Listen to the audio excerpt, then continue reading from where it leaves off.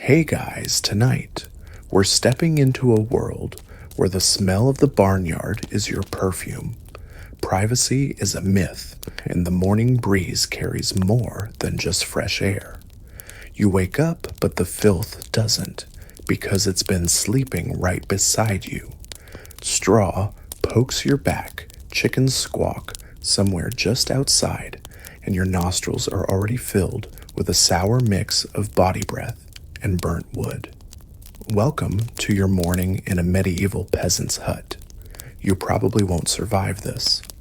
So before you get comfortable, take a moment to like the video and subscribe, but only if you genuinely enjoy what I do here.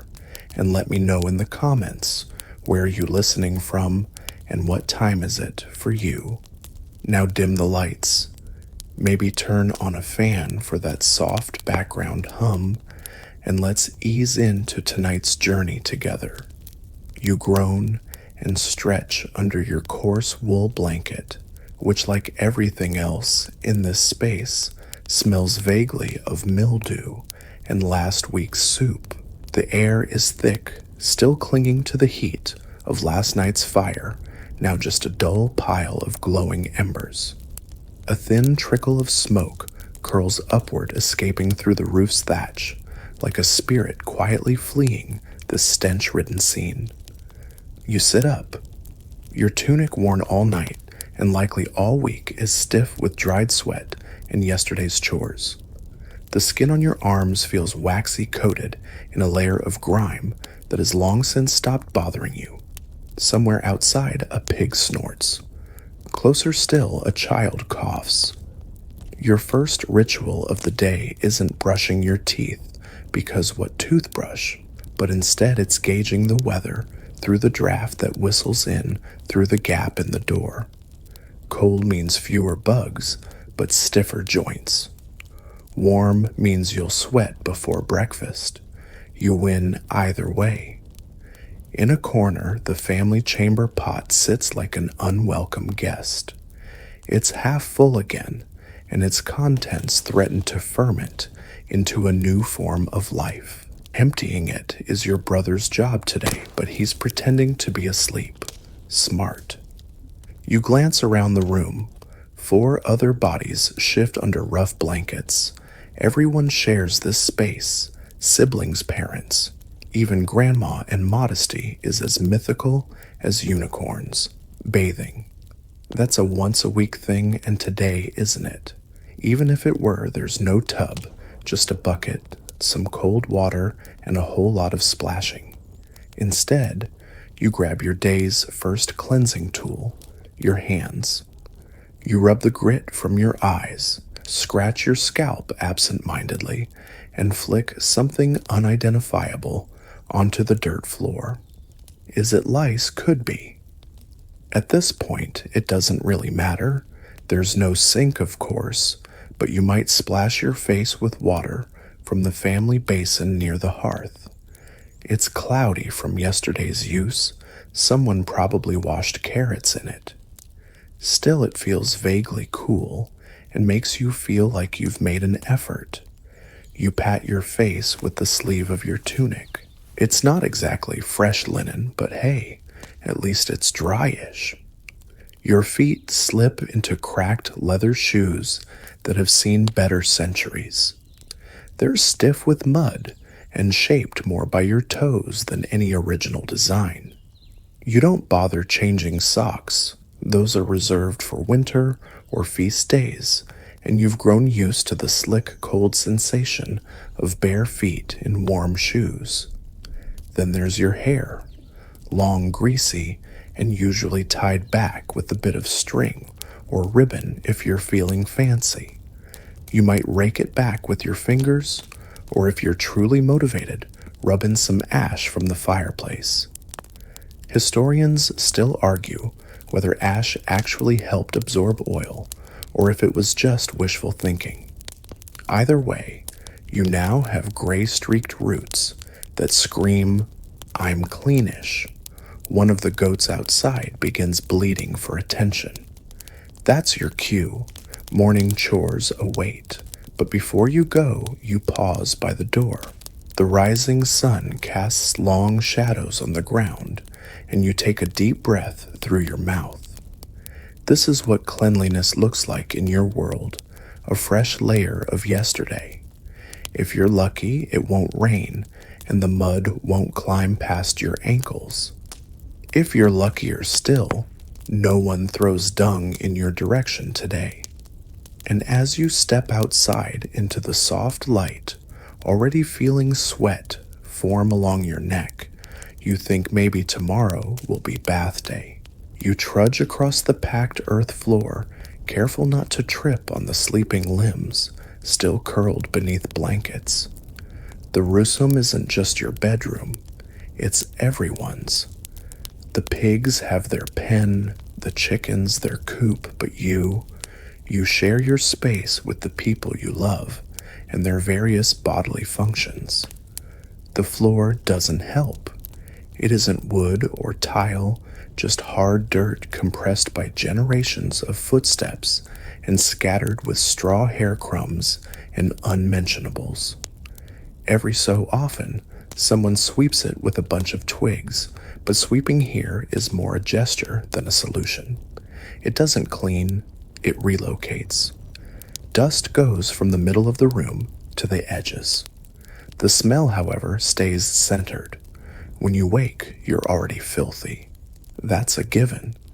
You've been breathing in the fire's soot all night, rolling in straw that clings to every exposed crevice and sharing space with a dog that definitely rolled in something dead last week. Not that you'd trade him.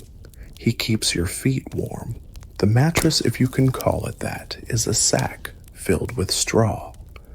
Over time, the straw breaks down, flattens and mixes with bits of food and the occasional mouse dropping. You've gotten used to that faint crunch under your back.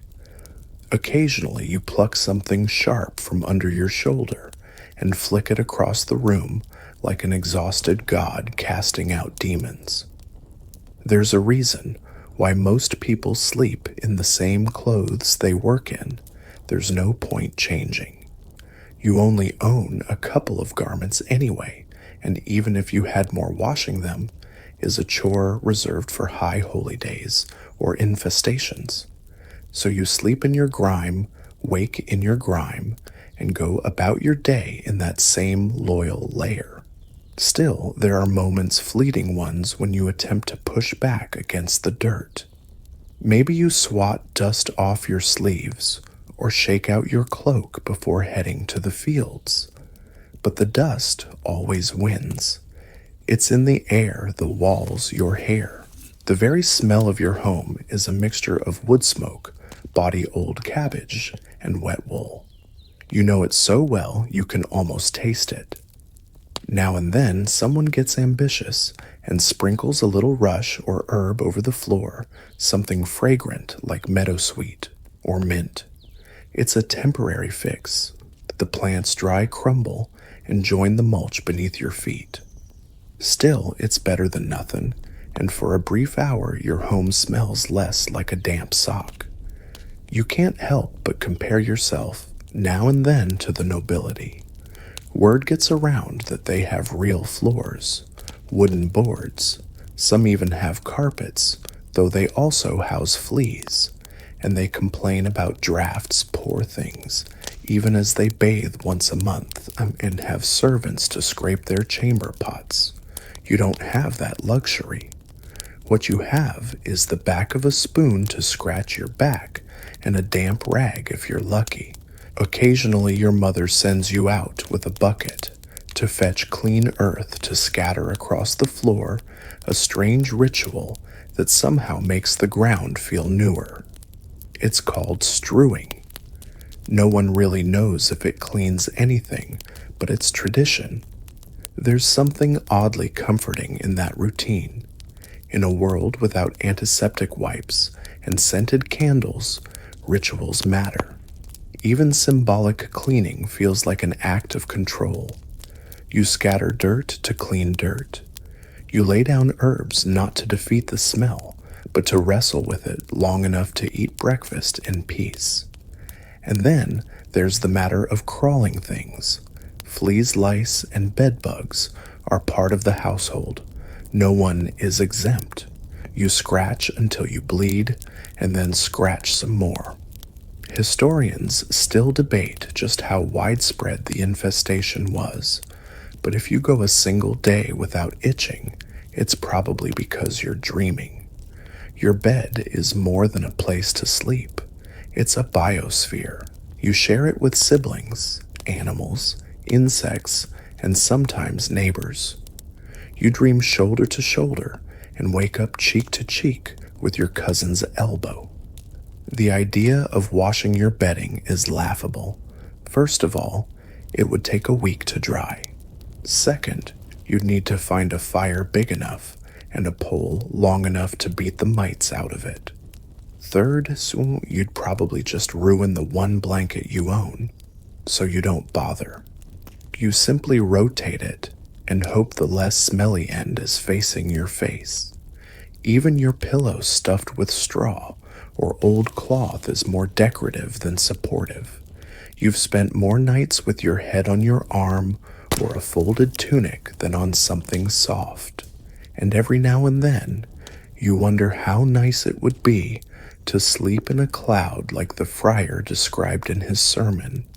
He was talking about heaven, of course, but still, yet for all the grime, there's a rhythm to it all. You know the feel of your floor beneath your toes, the creak of the timbers overhead, the wheeze of your brother snoring against the wall. You've accepted the stink, the dust, the crawling, and the noise. It's home. It's your cleanest place. And as you step outside your soles, smacking against the cold ground, you don't even notice the layer of soot that puffs from your clothing. Because this right here is as fresh as it gets. You stretch once more and squint into the weak morning light. It's time to face the world and your breath. Let's be honest, your mouth feels like the floor of a stable, thick, sour, and questionably alive. You open and close your jaw, grimacing at the taste. No peppermint, no floss, and certainly no whitening strips. But you've got tools, primitive ones, sure, but tools nonetheless. Over by the hearth, tucked beside a pile of dried thistle stems and onion skins, lies your morning dental kit, a twig, specifically a soft frayed one from a hazel bush. You've learned to chew one end into a kind of bristle, and you use it to scrub your teeth. Not that you expect a Hollywood smile, you just don't want your teeth to fall out before harvest. You dip the twig into a bit of ash and salt. That's your toothpaste. It doesn't foam, it doesn't taste minty, and it might take the enamel with it. But it does scrape off some of the barnyard breakfast clinging to your molars. You even work it along your gums, as if that might scare off infection by sheer force of will. Your tongue is another matter. There's no scraper, no mouthwash, just hope and a few hearty gurgles of lukewarm water that you hope no rat has drowned in overnight. Some say adding vinegar helps. Others insist on urine. You opt for water and ash. It's gritty but less psychologically traumatic, and your breath still bad, but so is everyone else's. If you're feeling romantic, you might chew on a clove or a mint leaf if you can afford to grow them. More often, you settle for chewing parsley, not for flavor, for camouflage. Historians still argue whether peasants paid much attention to oral hygiene at all, or whether dental health was a happy accident of a rough, fibrous diet. You chew coarse bread, tough greens, and meat jerky so hard it files your teeth down naturally. No need for a dentist when your lunch doubles as a grindstone. But there's another reality no one wants to admit by 30. Most of your back teeth are loose, cracked, or missing. You don't smile wide, you smirk carefully. And if someone offers you boiled turnips, you thank them and mentally brace for pain. Toothache is its own form of medieval madness. You've seen grown men sob from it. There are remedies, of course, burned henbane seeds, garlic poultices, or even tying a frog to your jaw until the swelling goes down. Superstition says that if the frog dies, your pain goes with it.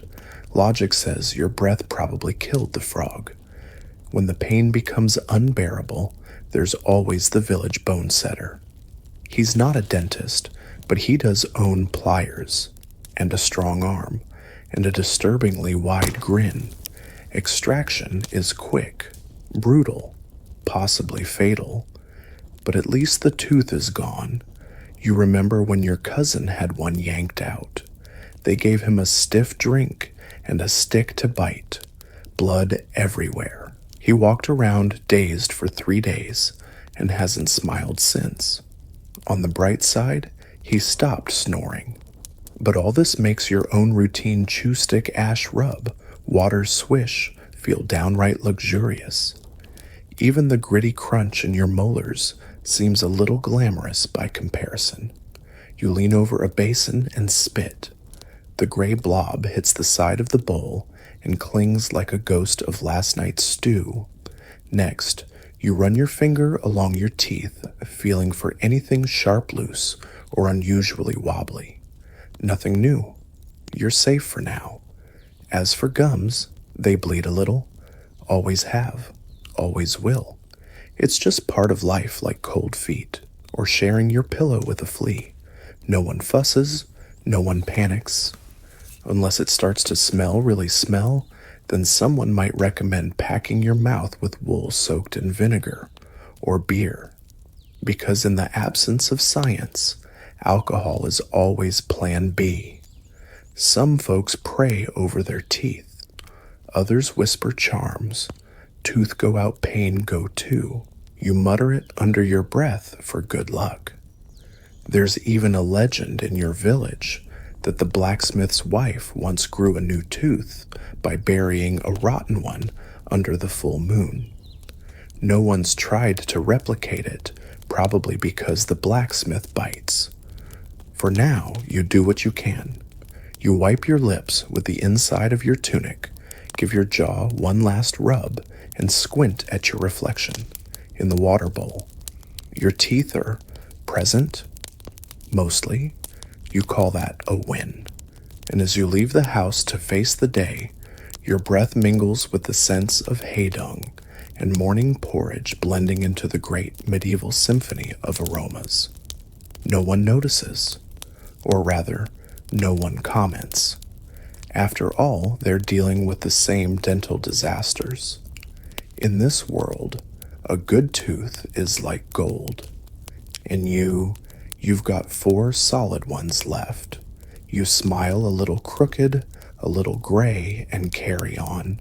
You've survived the teeth, or what's left of them, and now it's time to do something about your face, or at least the parts that aren't completely hidden behind a veil of grime windburn or sun-crackled skin. There's a small basin outside the door, wooden splintery and shared. It collects rain when it can. When it can't, it's filled with water, hauled from the stream or the communal well. Right now, it's half full and murky. A film of something unidentifiable clings to the surface. Maybe pollen, maybe chicken bath leftovers. You don't ask questions. You lean over, cup your hands, and splash the cold water onto your face. It's not refreshing. It's shocking, the kind of cold that wakes you all the way into your joints. But it scrubs the sleep from your eyes and the ash from your cheeks. You blink, sniff, and resist the urge to scream. The water trickles down your neck, tickling patches of skin that haven't felt a rinse in days. You use your fingers to rub at the corners of your eyes, swipe away the night's residue from your nose, and smear a line of mud across your brow without noticing. Cleanliness here is less about appearance and more about ritual. You've done something, and that counts. Drying off is another story. There are no soft towels, no hanging linens warmed by a hearth. Just the corner of your tunic or an already damp rag that smells faintly of turnips. You pat your face dryish and wipe your hands on your thighs, leaving two dark streaks like you've been preparing for battle, which in a way you have. You glance to the side, where your neighbor, a boy not much older than you, is also splashing his face. He spits, snorts, and wipes his nose with his sleeve. That's the extent of his grooming. You nod in solidarity. In town, on holy days, there are men who spend hours grooming, combing beards, rinsing with vinegar, rubbing skin with oil. But out here on the edge of the fields, there's no time for vanity, just survival. Yet even now, in this crude ritual, there's a kind of dignity. You aren't royalty. You don't have perfumed soaps or gilded mirrors, but you do have this small defiant act of splashing your face with cold water and pretending for a moment that you're clean. Sometimes someone finds a sliver of old soap animal fat boiled with ash, and they'll bring it to the basin like treasure. You use it sparingly, almost reverently. It stings your eyes and dries your skin like sun-baked leather, but it lathers just barely and makes you feel like you've cast a magic spell. Historians still argue whether soap was widely used among peasants or if it was mostly a city luxury. Some say it was common in northern regions, where the forests provided plenty of ash. Others insist peasants relied more on sand and scraping. But you've seen soap once or twice, and it smelled like pine and mystery. Most days you just scrub. Dirt is ground into your pores, your nails, even your eyelashes. But that splash of water reminds you that you have a face beneath it all, and that on some level you care. Not enough to waste precious fuel heating water, but enough to knock the surface filth loose. And then there's the matter of ears. You clean them with a whittled twig or the corner of a cloth, but only when someone points out they're collecting their own ecosystem. You haven't seen your reflection properly in months, but you can feel grime where it gathers, behind ears, under jawlines, at the back of your neck where your hair sticks like straw dipped in stew. If it's a good day, meaning no one needs the bucket for cooking, you might pour a bit of water down your neck. It slithers like a snake between your shoulder blades, making you gasp. The cold almost hurts, but it also peels off a layer of sleep. You roll your shoulders, shake your arms, and let out a little grunt. Somewhere in the village, the blacksmith is already hammering. The chickens are louder. The air smells less of morning and more of manure. You grab a small cloth, stiff-worn stained, and swipe at your face one last time. It leaves more behind than it removes, but it's symbolic. You're ready. And yet, as you pass by a small puddle and glimpse your reflection, you catch sight of a smudge on your chin, a streak of ash down your cheek, and a leaf still clinging to your hair. Clean, not exactly, but cleaner maybe. You press the heel of your palm into your eye and yawn. Another day begins, and you're starting it with slightly less filth than you had yesterday. That's progress. In your world, that's practically a bath. You've conquered the morning splash barely, and now it's time to dry off. Which, of course, raises a question with what in your world towels are not fluffy. They are not hung neatly beside a ceramic sink, nor do they smell of lavender detergent. Your towel, if you even have one, is more like a rag that's been through every phase of peasant life, milking cloth, child wrapping swaddle fire tinder, and finally drying tulle. It's a piece of fabric so stiff it might stand up on its own and salute. You pick it up from the nail where it hangs near the hearth, still damp from someone's earlier attempt at hygiene. It smells vaguely of onions and something animal.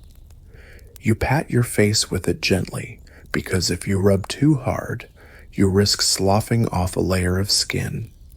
You dry your hands next, and then fold it over your shoulder like a proper adult pretending to be put together. Then you spot your little brother using the other towel, the one meant for everyone else's everything face, feet, occasionally goat hooves. It's more of a communal sponge than a cloth at this point, but no one questions it. You grew up sharing everything, bed spoons, secrets, and lice. Why not towels? There's no laundry schedule. There's no linen cupboard. When a towel is too disgusting, it gets rinsed in the stream, beaten against a rock, and left in the sun until it's fresh again. Historians still argue whether these washing rituals were symbolic or effective, but the truth is simple. If it didn't smell like a corpse, it passed. Drying off isn't really about drying. It's about removing enough moisture that your clothes don't stick when you pull them on. And even that's optional. On hot days, you air dry, standing in the sun arms out, like a scarecrow, letting the breeze finish the job. On cold days, you dry just enough to not shiver and shove everything else under a cloak. Clothing itself becomes part of the drying process. Wool, for instance, might absorb moisture and stink like a wet dog, but it also warms up fast and hides stains. You pull your tunic down over your head, the fabric scratching like old burlap against your freshly splashed neck. Congratulations, you're now 40% wetter than when you started. There's an art to dealing with damp clothes. If you're really unlucky, you'll develop a rash. If you're just medium unlucky, you'll chafe. But mostly you just accept the feeling of soggy wool clinging to your ribs as normal. Some people use reeds or bundles of herbs to brush themselves dry. Others use handfuls of straw, which absorb exactly 0 water, but give the illusion of effort. And still others, mostly children, and the very poor just shake like dogs and move on with their day.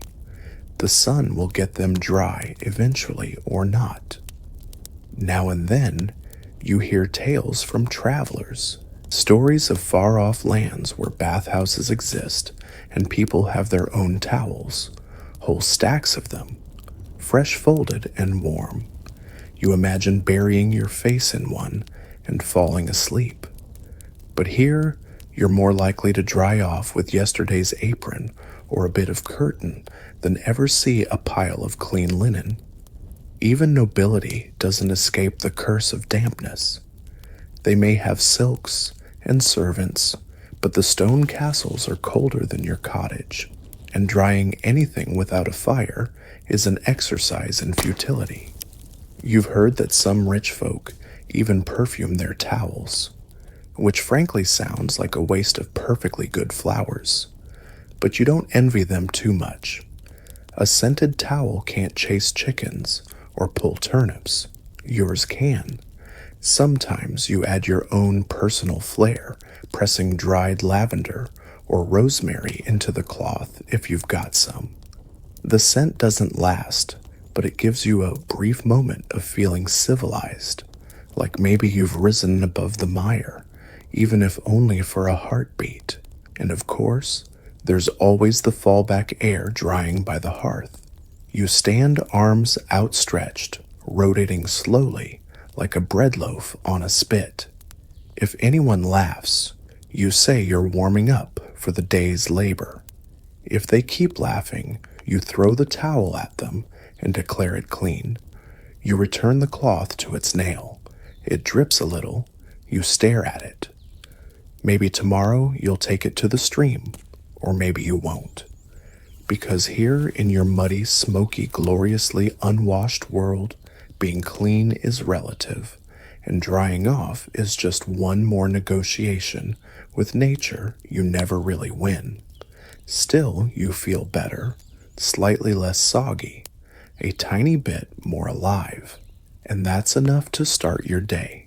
You've splashed your face wiped with a towel that should have been burned years ago, and pulled on your tunic, which by now has absorbed enough grime to qualify as a second skin. But the day waits for no peasant, and your hair, well, it's doing things again. It's not just unruly, it's a force of nature, oily, stringy, and occasionally crusted with remnants of last week's soup. Your hair is rarely styled. Most days it's pulled back, tied up, or shoved under a coif or hood and forgotten. But today you decide to do something about it. You crouch by the hearth and scrape a bit of cool ash into your palm. Not the big charcoal chunks, just the fine gray powder from yesterday's fire. You rub it between your fingers and then into your scalp. It's dry, gritty, and surprisingly effective. The ash absorbs some of the oil. It gives your hair volume, sort of. You tell yourself that anyway. This is your dry shampoo, centuries before it became a beauty trend. It doesn't smell great, but it smells like less goat, less sweat, less whatever that smell was 2 days ago. And honestly, that's progress. Historians still debate how often medieval peasants washed their hair. Some claim once a month. Others say it depended on region, season, and whether you had time between planting and not starving. But everyone agrees hair was rarely clean and lice were part of the landscape. You run your fingers through the strands, trying to work out a few knots. There's no comb unless you carve one yourself, and most of those are shared, yes, lice and all. You tug, gently wincing when you hit a patch that feels like it might be harboring a family of spiders. You mutter something under your breath that sounds suspiciously like a prayer. Still, you make progress. You twist your hair into a braid pinnet with a splintered stick, or shove it under a kerchief. There. It's contained. It's not clean, but it's not attacking anyone either. And then comes the smell. Hair has a way of holding on to things. Smoke, frying fat, sweat. That unfortunate incident with the garlic mash. It's all there woven into the strands like medieval aromatherapy gone wrong. If you're lucky, you've got access to herbs, sage, rosemary, or even lavender, and you might crush a few leaves into your palm and run them through your hair. Does it mask the scent briefly? Does it attract bees occasionally? But it also makes you feel like you've done something noble, something refined, even if your version of a beauty routine involves ash and leaves instead of scented oils. There's an older woman in the village who swears by lard. She coats her hair in pig fat and braids it tight, claiming it keeps her scalp healthy. You're not sure if it's true or if the smell just scares the lice away. But her hair does look shiny, in a threatening sort of way. Others use butter egg yolks, or even fermented beer, anything with texture, really. The idea is to condition, tame, or at least confuse the hair into submission. Sometimes it works, but sometimes it just draws cats. You've heard tales from merchants of women in distant lands using rosewater and almond oil brushing their hair 100 strokes a night. You try to imagine it, hair that flows like silk instead of clumps like rope. But then a gust of wind blows soot into your eye, and the fantasy dissolves. Back in your reality, Grooming is about maintenance, not luxury. You do what you can to make sure your hair won't get caught in a plow or mistaken for a nest. You keep it out of your eyes, out of the food, and if possible, off your face when the lice start migrating. Sometimes, when you've gone too long without tending to it, you do the drastic thing, you cut it. Not at a salon, not with ceremony, but with a dull knife by the barn, gripping a chunk and sawing it off like old rope. The relief is immediate. The regret, only later when the uneven bits start poking your neck like tiny pitchforks. But right now, with ash in your scalp and rosemary behind your ears, you feel almost human. You tie a ribbon around your braid not for show, but to keep the ends from tangling into disaster, and glance at your reflection in a pot of water. You don't look clean, you don't look elegant, but you look like you tried. And in a world where trying is half the battle that counts for something. Besides, the cows don't care what your hair looks like. Your hair is tamed for now. But there's still the matter of your armpits. You raise one arm and immediately regret it. A ripe, sour tang greets you, the kind that makes goats blink and back away. It's the unmistakable scent of hard work, unwashed wool, and a dozen layers of "I'll wash tomorrow." The other arm, not much better. You lower both and sigh. It's time for the daily ritual, the medieval pit scrub. There's no soap, no roll-on, no lavender mist. But nature provides, and you've learned a few tricks. You step to the herb bundle hanging by the doorway. Crushed sage leaves, dry, crumbly, and slightly bitter smelling, are your weapon of choice today. You rub them under your arms like sandpaper with dreams. They scratch, they crumble, but they mask the worst of the smell and leave behind a sharp, earthy aroma. Sometimes you switch it up with mint yarrow or thyme. All of them grow wild around the village, and all of them smell better than you. A few folks swear by lemon balm, but you've never seen a lemon in your life. You're still not sure they're real. You've heard that noble ladies carry tiny bundles of herbs under their sleeves, little posies meant to daintily perfume their bodies. You are the bouquet. You're steeped in it, and if you hug someone, chances are they'll leave smelling faintly of a hedgerow. Still, it works. Kind of. Historians still argue whether peasants actually cared about body odor, or if the whole village simply marinated together in one communal stench. Some say herbal deodorizing was common, others say it was a luxury. You don't care what the scholars think, you just know you can't chase geese all day smelling like a medieval latrine. Your aunt uses vinegar under her arms. She claims it kills the demons and discourages suitors. Both seem equally true. The tang is sharp enough to make your eyes water, but she swears it saved her from marriage 3 times. Then there's the old man who uses ashes mixed with goose grease. You've watched him smear it on like ointment and swear he's never had a single flea bite his pits, which is impressive considering he's 90% flea. You, however, prefer the dry method. Rub herbs. Let the wind do the rest. You raise your arms, flap gently, and call it airflow. It's not glamorous, but it gets the job done and provides entertainment for the chickens who seem convinced you're doing some kind of dance ritual. On high feast days or before a wedding, someone might heat water and add a few handfuls of flowers or scented bark. You dip a rag into the mixture and sponge yourself down, eyes closed, pretending you're in a noblewoman's bath. You hum just for effect. It lasts about 10 seconds before the water turns gray and the illusion breaks. Then there's the pit hair situation. You don't shave. No one does unless a lice infestation gets really bad and someone suggests a full body shearing. Even then, it's a community event with dull knives and uncomfortable laughter. Most days, you just let the hair grow. It's warm in winter and in summer. Well, it keeps the herbs from falling out. You glance around. No one's watching.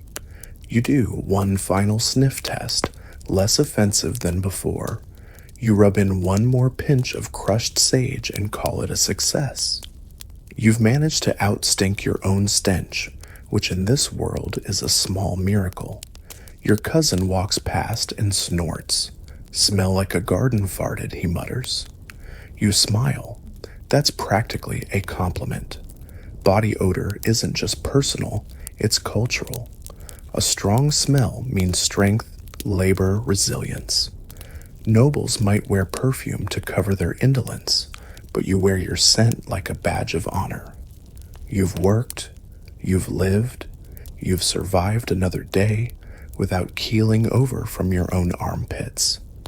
And in the rare moments someone leans close, you hope they catch a whiff of time instead of terror. You've managed your pits more or less, and now it's time to address the next chapter in your medieval hygiene journey, the bath. Or as it's more commonly known in your worlds, it's that thing we do maybe once a week if nothing catches fire. Today's the day. Not because you're particularly grimier than usual, but because someone else just bathed and reminded you that being cleaner than average is a rare social advantage. Also, your shirt is starting to hum on its own. You gather your supplies, a strip of cloth that serves as a towel, a small bundle of herbs, and a wooden ladle you use to splash yourself. You walk toward the river where your village congregates when the idea of dirt finally becomes too obvious to ignore. You pass others on the way, some carrying similar bundles, some already dripping wet, and one particularly bold child running naked with joy. Bathing isn't private. The river's the river, and it belongs to everyone: pigs, people, ducks, and the occasional runaway goose. You strip down behind a bush, more out of habit than modesty. Modesty in your world is flexible. After all, everyone's seen everything by now. You've probably shared a sleeping mat with half the people at the river. You step into the water. It's cold. It always is. You gasp, your toes curling as silt squishes up between them. The current tugs at your legs like a playful cousin, and you wade in, teeth clenched, until the water laps at your knees, then thighs, then whoa, that's enough. You crouch and scoop water onto your arms and chest, gasping with every splash. A few others are doing the same, some singing, some complaining, one elderly man just standing still and shivering as if waiting for it all to be over. The idea of soap is a fantasy. If you're lucky, someone has brought a homemade lump gray stony and slightly greasy from rendered fat and wood ash. It smells like cooked bacon and disappointment, but it makes bubbles, and in your world that's practically alchemy. You get a bit from a neighbor, just a sliver, and rub it between your hands until it foams faintly. You scrub your arms, neck, and legs, and then plunge under for a split second. The cold hits like a slap. You burst back to the surface, gasping, eyes wide, and heart thudding. Bath done. That's all you can handle. You sit on a sun-warmed rock, goosebumps covering your arms as you drip dry. You rub your skin with your cloth, which immediately turns several shades darker. You look at it, then at your hands, then at the river, wondering if any of that grime ever truly goes away. Bathing in the river is a group affair. Children splash, old women gossip. A pig tries to wander in and is swatted away by a farmer's stick. The water is never truly clean, but it's cleansing in its own way. It feels like starting over, even if you know the dirt will return by nightfall. Historians still argue how often peasants bathed and whether river bathing counted. Some claim peasants cleaned themselves more than we assume. Others point to church records warning against public nudity and immodest washing. But the reality, you bathe when you can, where you can, and try not to catch cold doing it. Of course, the seasons matter. In winter, the river's a solid sheet of refusal. Then bathing becomes a kettle affair, heating water over a fire and standing in a wooden tub or bucket, gritting your teeth as steam fogs your lashes. But heating water takes fuel, and fuel is scarce, so you learn to live with layers of grime until the thaw. Sometimes, when a festival is coming, the entire village has a collective bath day. Not officially, of course. It just becomes obvious that if you're going to cram into a church or dance on the green, you don't want a reek of compost. You pick dried leaves from your hair and wring water from your undergarments. The sun dries you slowly, one patch at a time.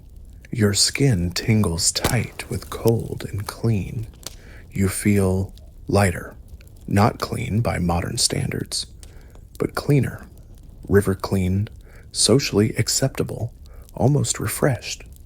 A child yells, someone cannonballs into the water. The pig returns victorious, and this time, no one stops him. You gather your things and make your way back up the hill, the mud squelching under your feet. The bath is over. You're cleaner than you were an hour ago. You smell like moss smoke and sage. And for a brief moment, as the breeze tickles your arms, you feel like royalty.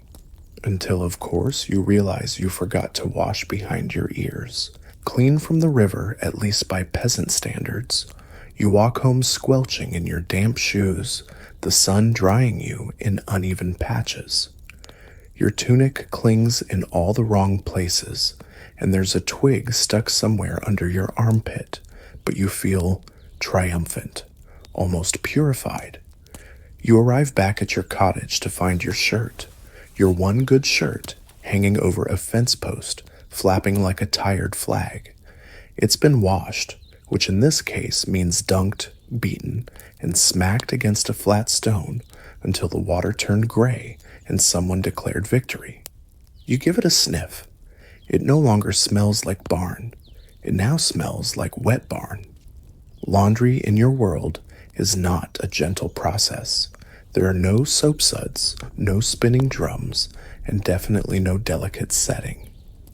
Your laundry is done in rivers, ponds, or troughs, sometimes with lye soap, but more often with elbow grease and curses. You grab the shirt and begin wringing it out again, even though it's already been through the wringer, literally your aunt's hands. She has forearms like plow handles and a deep-seated grudge against dirt. When she washes clothes, the clothes apologize. You lay it on a rock in the sun. Not because the sun kills bacteria, you don't know what that is, but because it makes things warm, dry, and vaguely better smelling. The sun is your best cleaning agent. That and time. Now it's time to take care of the rest of your wardrobe, which is generous, really. You have 2 shirts if you're lucky. Maybe a spare pair of hose with more holes than fabric. A belt, perhaps. A cloak that doubles as a blanket coat towel and sometimes tent. You gather your garments and take them to the wash station, which is just a fancy way of saying the stream again.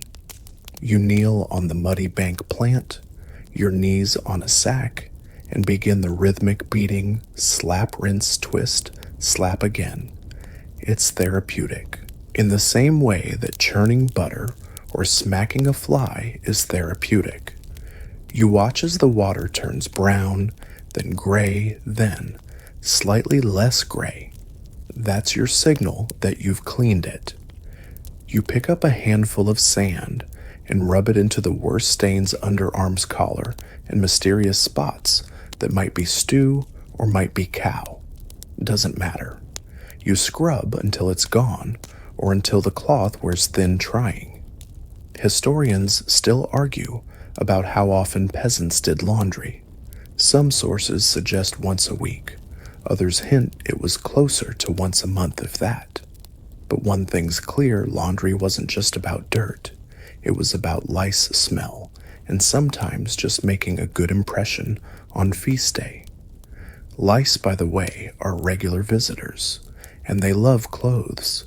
If your shirt starts to itch too much, you boil it, literally.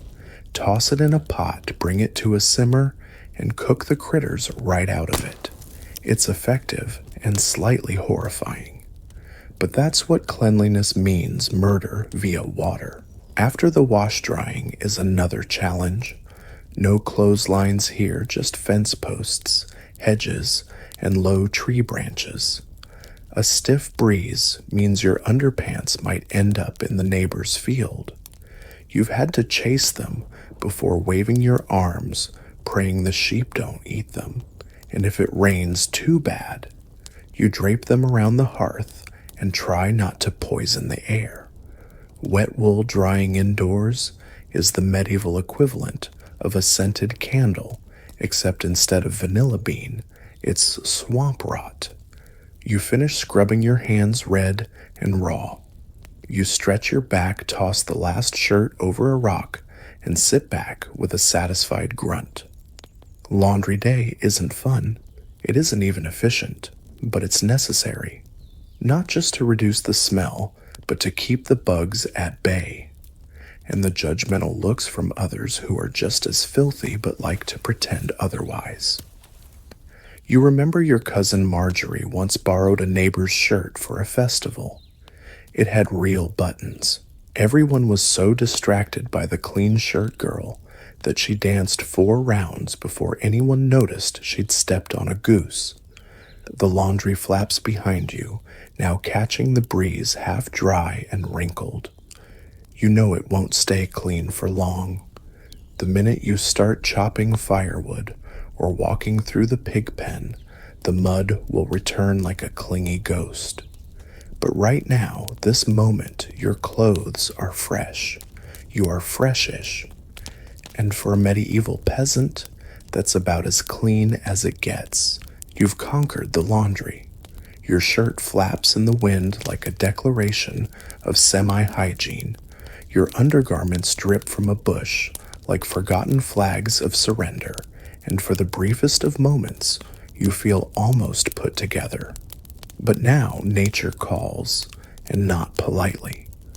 You head toward the edge of the village, where a narrow path winds between hedgerows and eventually opens into a field. There is no outhouse, no wooden seat, no moon-shaped cutout on a door. Out here, going to the bathroom is simply a matter of finding a spot that feels secluded enough. Spoiler, there is no such thing. Privacy is a dream in your world. You share your home, your bed, your soap, or lack thereof, and yes, your bathroom breaks. You walk fast, hoping to beat the other half-dozen villagers who had the same idea. It's a race to the least trampled patch of grass. You reach the spot, a modest clearing by a tree littered with suspiciously flat patches and disturbed leaves. Someone's already been here, probably this morning, maybe twice. You sigh, step a few paces farther, and do your best to feel invisible. There's no toilet paper, no soft rolls, or aloe-infused squares. You reach for what nature provides: broad dock leaves, sometimes moss, or in winter, a smooth rock if you're lucky, or your own personal nightmare if you're not. Dock leaves are the local favorite, big, broad, mildly fuzzy. They don't sting like nettles, and they come with a folk reputation for being good for the backside. You grab a handful and proceed with caution. While you're there, you hear footsteps. You freeze. A neighbor passes just 10 feet away, basket on hip eyes, averted out of politeness and pure survival instinct. No one wants to lock eyes mid-squat. Ever. You finish stand and do the well-practiced shuffle of adjusting your garments while checking for thistles. You kick some dirt over the evidence because that's the custom. There are no signs, no flushes, no handles, just mutual understanding and a loose code of decency. Cover it up, walk away, pretend nothing happened. Historians still argue whether peasants had designated latrine areas or simply used the woods. Some records suggest communal pits were dug for larger households or monasteries, but in most villages it was every bum for itself. There are chamber pots, sure, but those are for nighttime emergencies or the elderly. The pot sits under your bed or by the hearth, and in the morning someone, usually the youngest or the least clever, gets to carry it to the ditch or midden heaps and dump it. You've done it many times. It's warm, it sloshes, you walk quickly. If you're lucky, your village has a stream running downhill from the main houses. That's where everything goes, waste dishwater, the remains of bad stew. It's also hilariously where the children sometimes play. You've learned not to laugh too loudly when they fall in. Your grandmother says that in her youth, people used hay, not for wiping, just for privacy. A small haystack positioned strategically behind the goat pen. It worked until the goats ate it. She never recovered. You've heard tales of city dwellers tossing their waste from windows, yelling garde-lo before unleashing a potful of doom. Out here, you don't have windows high enough for theatrics. You just hope the wind's on your side, and in winter, don't ask. Let's just say snow isn't as soft as it looks, and frostbite can occur in places you don't talk about at church. Sometimes when you're feeling philosophical, you wonder how the nobles do it. You've heard they have wooden boxes with lids like little thrones for their thrones. Some even have servants who empty them. You try not to think about that too long because envy is a sin and you're still hoping for heaven. You finish your business, smooth your tunic, and rejoin the path with a brisk nod as if you've just been picking berries and not relieving yourself in a bush while hoping no one noticed. The sun is higher now. The day has properly begun, and as you walk back toward your hut, you feel oddly lighter physically, yes, but also mentally. It's one of the few acts in your daily life where you're alone, even if just for a minute. No walls, no seat, no paper. Just you, a dock leaf, and the wind. You return from the field with the dignity of someone who just successfully navigated a medieval bathroom break without stepping in anything regrettable. That alone deserves a medal. Instead, you get back to the cottage and are greeted with a knowing smirk from your sister and a fresh puff of smoke from the hearth. But now, you're not just a medieval peasant, you're a medieval woman. And your body brings with it a monthly complication that hygiene books like to ignore, but your linen drawer doesn't. You feel it, the dull ache, the warm bloom of discomfort, and the sudden realization that it's time to deal with menstruation the medieval way. Spoiler: no pads, no tampons, no heating pads, no sympathetic commercials with blue liquid and ballet dancers. Just pain laundry and whatever absorbent material you can scrounge. You reach for your bundle. Tucked beneath the mattress is a wad of wool scraps. Not spun, not woven, just plain raw wool, semi-clean and vaguely fluffy. It's the village favorite, and yes, you reuse it. You rinse it in cold water when you're done, Maybe scrub with ash if you're feeling ambitious, and hang it to dry where no one will touch it, hopefully. Some women use rags, hence the term on the rag. Others sit quietly for hours on rush mats, letting the blood soak into the floor and pretending this is normal, which it is. Painful, inconvenient, but absolutely normal. Historians still argue what medieval women used to manage their periods. Some accounts mention folded cloth tucked into hose. Others mention nothing at all, because many records were written by monks who never once bled from their loins and preferred not to imagine it. Imagine that. You know your body well by now. The cramps are bad today, so you chew a bit of dried chamomile and try not to grimace. Your mother once told you to put warm stones in your apron and rest them against your belly. You tried it. Once, you dropped one on your toe. That stone still lives in the garden, shamed and uninvited. You gather your work skirt a little looser today to accommodate the slow ache that coils around your lower back like a bad-tempered cat.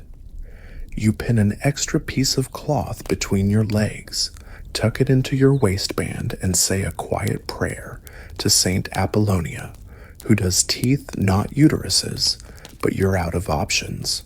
Bathing helps a little, but only if it's warm. And since heating bathwater takes time firewood, and at least 2 other people complaining about how much you're using, you skip it. Instead, you boil a rag and press it against your stomach. It smells like cabbage and feels like heaven. Your brothers don't notice, or if they do, they pretend not to. Your father absolutely doesn't notice, because if anyone so much as says the word monthly, he bolts for the fields. You've got chores to do. Chickens don't care if you're bleeding, neither does the garden. But for once, you move slower. You allow yourself to lean against the doorframe, to sit a bit longer. And if anyone asks why you're not running at full speed, you give them the look. And they back away. You're not alone in this.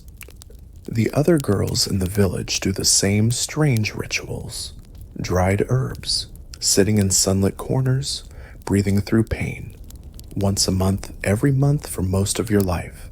You start early. You finish late. There are no breaks, no products, no pharmacies, just creativity and a high tolerance for discomfort. Some older women swear by moon tea, a mix of mugwort and pennyroyal. They say it balances the humors. You tried it once. It tasted like despair and onion skin. You'll stick with chamomile and gritting your teeth. There's one girl in your village who claims to feel nothing during her bleeding time. You suspect she might be a saint or a liar. Either way, she walks too fast and smiles too wide. Your wool is in place. Your skirt is tied. And though your insides feel like they're being stirred with a wooden spoon, you've made it through another start to another cycle in a world that rarely makes space for the bodies it demands so much from. You step back outside, holding your back like an old crone, and blink into the sunlight. Someone calls your name. The cows have gotten loose again. Of course they have. You're walking toward the pasture wool, tucked snugly beneath your skirts, and pain tucked just behind your smile when the scent of yourself drifts back into your nostrils. It's hard to describe. Earthy, definitely. Aged leather, maybe. A hint of fire smoke and fermented onions without question. It's your signature fragrance, one that's layered over days of labor, nervous sweat, and the occasional affectionate nudge from a goat. You reach down, grab a fistful of your tunic, and sniff. It's not bad exactly. It's just, undeniably you, the scent of survival. But on days like this, when you're hyper aware of every ache and itch, it's time to bring out the heavy artillery peasant perfume. You duck into the edge of the herb garden near your neighbor's fence. She's got a good patch of rosemary growing a luxury in your village. You pinch off a sprig when no one's looking and rub it between your palms, crushing the leaves into an oily green paste. You dab it on your neck, your wrists, and yes, under your arms. The effect is immediate. You still smell alive, but now you also smell like you've recently walked through a kitchen garden instead of a battlefield. You've done this before with other plants. Sage works in a pinch. Lavender, if you can find it, is basically peasant gold. Time's great, though you once made the mistake of rubbing mint all over your skin and spent the next hour wondering why you felt like a haunted breeze. Historians suggest peasants rarely had time for personal fragrance, but you know better. When you don't have the power to wash you mask, not out of vanity but as a tiny rebellion against the grime, a way to say I exist, I care, I may be covered in sweat, but I also smell like hope. Sometimes the scent even lifts your spirits. You rub a bit of thyme into your hair and remember the time you ran through a field, barefoot chasing your friend, laughing so hard your ribs hurt, back when you were smaller and thought the world would be easier by now. You've seen wealthier folks use real perfume. Once a merchant's wife passed through your village, trailing an invisible cloud of rose and clove and mystery. She didn't say hello, but her scent lingered for hours like a ghost that bathed twice a week. You envied her, still do, but you also wonder how she'd fare in your world, with no clean linens, no privacy, and a goat that thinks your sleeve is edible. The truth is, your body tells your story before your words ever do. People can smell your day. They know if you've been mucking the pig pen hauling peat or huddling near a smoky hearth. There's a hierarchy of odor, and everyone knows it. You just try to stay one notch above rotting turnip and one below wedding day fresh. You grab a handful of dried marjoram from the fence and crumble it into your pocket for later. You never know when you'll need a quick refresh, especially if the blacksmith's apprentice walks by. He once said you smelled like cooked bread and leaves. That's the closest thing to a compliment you've had in months. Back in the cottage, your mother is airing out blankets. She claps them against the wall, and the resulting dust cloud could knock a cow unconscious. You dive outside again, herbs still clinging to your skin, and breathe deeply. Smelling pleasant is relative. In summer, it's about staying ahead of your own sweat. In winter, it's about not smelling like mold and chimney. In spring, everything smells like wet animal. And in fall, well, that's turnip season. You don't talk about turnip season. There's even a superstition in your village. If you smell too nice, fairies might think you're nobility and whisk you away. You've always wondered if that's a warning or an invitation. So now, as you stride across the village square with a rosemary sprig behind your ear and thyme dust on your wrists, you feel almost regal, almost elegant. You're still barefoot, still itchy, still harboring a suspicious insect near your waistband, but at least you smell like something the goats probably won't eat.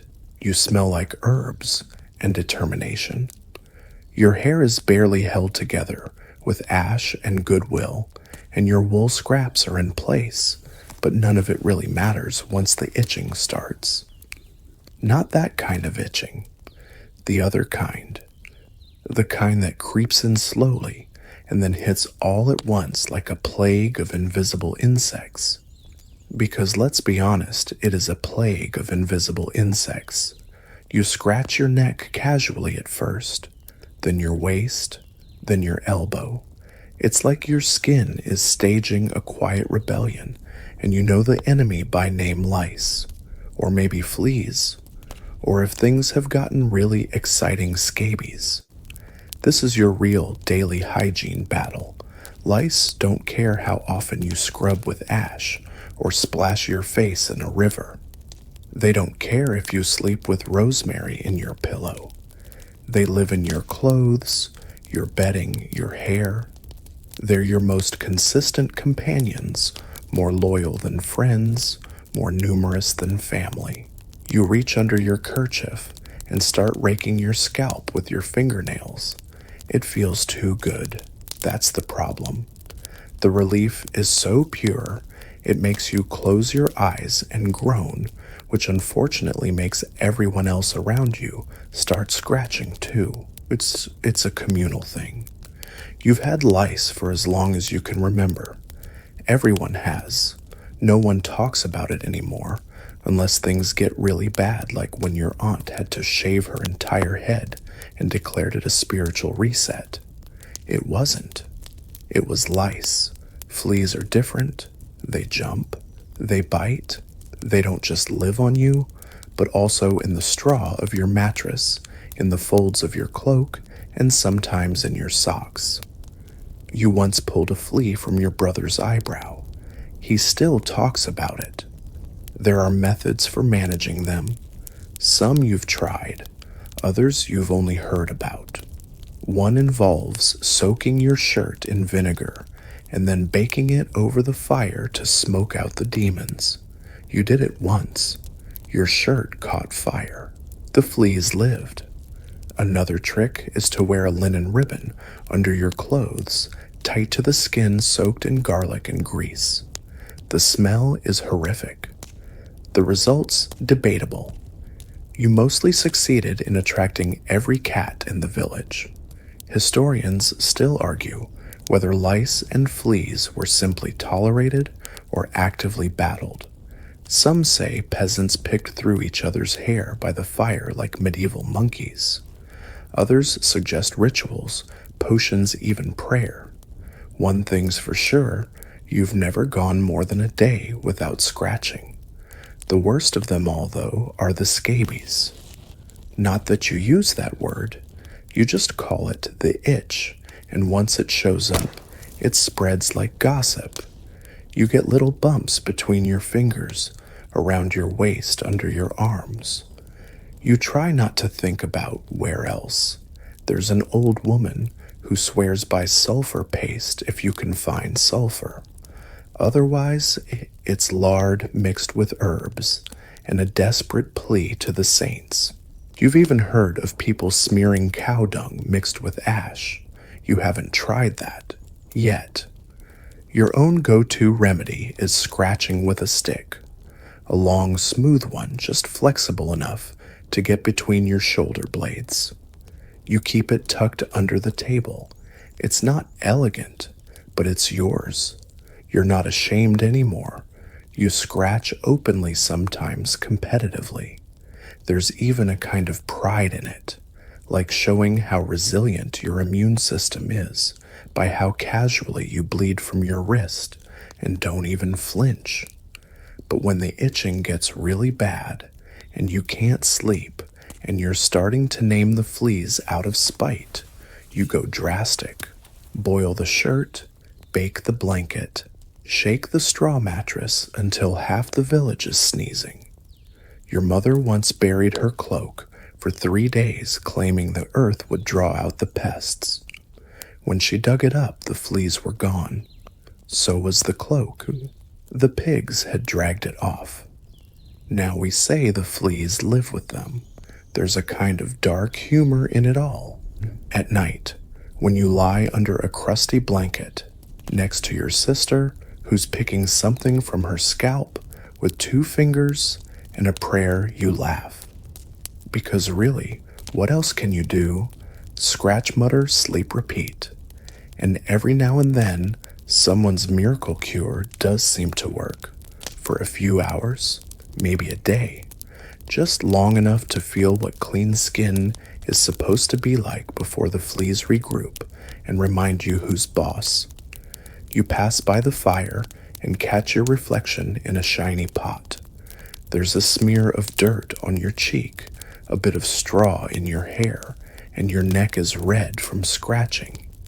But your eyes sparkle, maybe from exhaustion, maybe from that rosemary you stuffed in your pocket earlier, maybe from knowing that fleas or no fleas, you made it through the day still standing. You scratch once more, sigh deeply, and get back to work. You return to the cottage after a long morning of scratching, scraping, and scent masking, only to find out today is the village bathhouse day. Not because anyone planned it. Things like that just happen when enough people collectively wrinkle their noses and glance sideways at one another. Someone spotted the alderman's wife scrubbing herself in the river last night, and now the message has spread like wildfire. It's officially not weird to wash today. So you make your way across the village square, following the slow trickle of half-bathed neighbors, each carrying bundles of cloth, wooden buckets, or just a hopeful look in their eye. You're heading to the town's most scandalous destination, the communal bathhouse. Let's set expectations. This isn't a Roman spa. It's not even a hot tub. It's a wooden shed with a smoke hole in the roof, 2 big barrels of vaguely warm water, and a third tub that's best not looked at directly. Steam coils lazily from the cracks in the walls, and the air inside smells like wet ash, boiled bark, and every armpit that's ever passed through. You step inside, and the heat hits you like a baked turnip to the face, damp, heavy, and vaguely sour. You blink through the steam and spot a few villagers, already stripped down to the essentials, chatting casually while scrubbing their elbows like they're discussing the weather. Privacy? Absolutely not. Modesty. That left 2 buckets ago. You disrobe with a practiced lack of shame and edge toward the cleanest of the 3 tubs. Clean is relative. The water is murky, slightly green, and contains something suspiciously leaf-shaped floating near the edge. Still, it's warm. That's enough. You lower yourself in with a hiss. Every inch of skin complains as the heat presses against your scratches, bug bites, and bruises. But then sudden calm. The steam opens your pores. The ache in your shoulders softens, and for just one fleeting moment, you remember what it feels like to not smell like compost. Someone offers you a handful of ash and lye paste. You take it and start scrubbing your arms, then your legs, and then the parts that most need attention but are also most likely to sting. The soap bites. You hiss again, but you don't stop. The woman beside you leans over and mutters, "Use the willow bark. It takes the itch off." She tosses you a soggy bundle wrapped in cloth. You press it to your skin. It smells like old tea in relief. You'll take it. Historians agree that public bathhouses where they existed were hubs of gossip, trade matchmaking, and occasionally scandal. But for you, they're just necessary. Your home doesn't have a bath. Your river is too cold. And sometimes you just want a place where it's socially acceptable to be naked and covered in bubbles. You glance around. People are chatting, laughing. Someone sings an old lullaby while scrubbing their feet. A child dumps a cup of water over their head and immediately regrets it. It's a strange mix of exposure and comfort. No one looks too closely. Everyone understands. You scrub your scalp until it tingles. You scrape the soles of your feet with a smooth rock and wince at the layers that come off. You sit still for a while, soaking like a tea bag, letting the heat do what prayers can't. Then you move to the rinse barrel, a cold splash of reality. One of the boys dumps a bucket over your head, and you shriek both from shock and the sudden reminder that you're still alive. He laughs. You promise to trip him in the mud later. Clean. Now truly clean down to your fingernails. You step out dripping flushed and steaming like a boiled potato. You grab your rag towel and wrap it around yourself, shivering as you pat your arms dry. There's no mirror, but you catch your reflection in a puddle. Your skin is pink, your hair dark with water, and for the first time in what feels like forever, you don't look like you've been living in a barn. You dress slowly, letting the warmth sink into your bones a little longer. Your clean shirt smells faintly of rosemary and ash, and your hair is still wet enough to drip down your back. You don't mind, not today. As you leave the bathhouse, someone comments on how fresh you look. You smile. It's the nicest thing anyone's said to you all month. You walk back through the village square, a little taller, a little brighter. You know it won't last. By tomorrow, the sweat dirt and fleas will return. But right now, you're clean. And that's worth everything. You wake the next morning, and against all odds, you're still clean. Not pristine, not perfumed, but cleaner than you've felt in weeks. And that's a fragile, precious thing. But then the child sneezes on you. Your youngest cousin, barefoot and mud-faced, crashes into your lap with the grace of a falling sack of turnips. His hands are sticky with something possibly jam, possibly sap, and he plants them squarely on your newly washed tunic. You look down, you blink, you accept your fate. Children, you've come to realize, are the enemies of cleanliness, tiny agents of chaos, dirt magnets in human form. You bathe them, and 5 minutes later, they're eating beetles behind the goat shed and calling it lunch. You remember being that kid, once grubby knees, snot-streaked cheeks, hair tangled like an abandoned bird's nest. Baths were punishment, towels were chew toys, and the concept of soap was met with screaming. So now, when it's your turn to help with washing the children, you don't even bother pretending it will go well. There are no bathtubs, no bath toys, no vanilla-scented bubble foam. You heat water over the fire in a dented iron pot, mixing in a sprig of mint if you're feeling generous. Then you wrangle the children, one by one, like sheep with opinions. You strip them often while they protest or attempt escape. The toddler runs laps around the hearth, wearing nothing but one sock. The older one insists she's already clean from yesterday. The baby just stares at you and pees on the floor. Once captured, each child is dunked, rinsed, and scrubbed with a cloth that smells like a wet squirrel. You wash behind their ears, under their arms, and between toes that seem to hold dirt like secrets. You ignore the yelling. You tune out the flailing. You focus on your mission. Reduce grime by at least 40%. Some people use sand to scrub. Others use wood ash mixed with goose fat. You use whatever's closest. Sometimes that means a rosemary sprig. Sometimes it's your sleeve. Historians still debate whether medieval children were bathed regularly or simply left to their own microbial ecosystems. One thing's for sure, if you don't intervene, they will develop a visible crust within 3 days. And then there's their hair. Oh, the hair.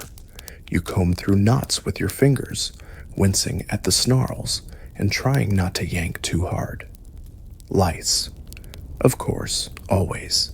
You do the ritual part hair check scalp, mutter a half prayer, half curse, and squash anything that moves. Some mothers boil the children's caps in vinegar. Others tie garlic cloves into their braids. You once saw a neighbor rub her boy's head with stale beer and announce him sanctified. He smelled like a pub for a week. You rinse each child with cold water, screaming included, then wrap them in rags that pass for towels. They wiggle, they pout, but once it's over, they look somewhat human again. And you look like you've survived a war. Your arms are soaked. Your tunic is splattered. One sock is mysteriously missing. And there's a suspicious smear on your chin that wasn't there before. Still, there's something satisfying about it, watching the grime melt away, seeing a pink cheek emerge from the mud, hearing a child sigh as warm water hits their back, and for a moment they stop squirming. You sit them by the fire to dry, wrapping them in blankets and handing out chunks of barley bread as bribes. They munch quietly, steam rising from their hair like soup.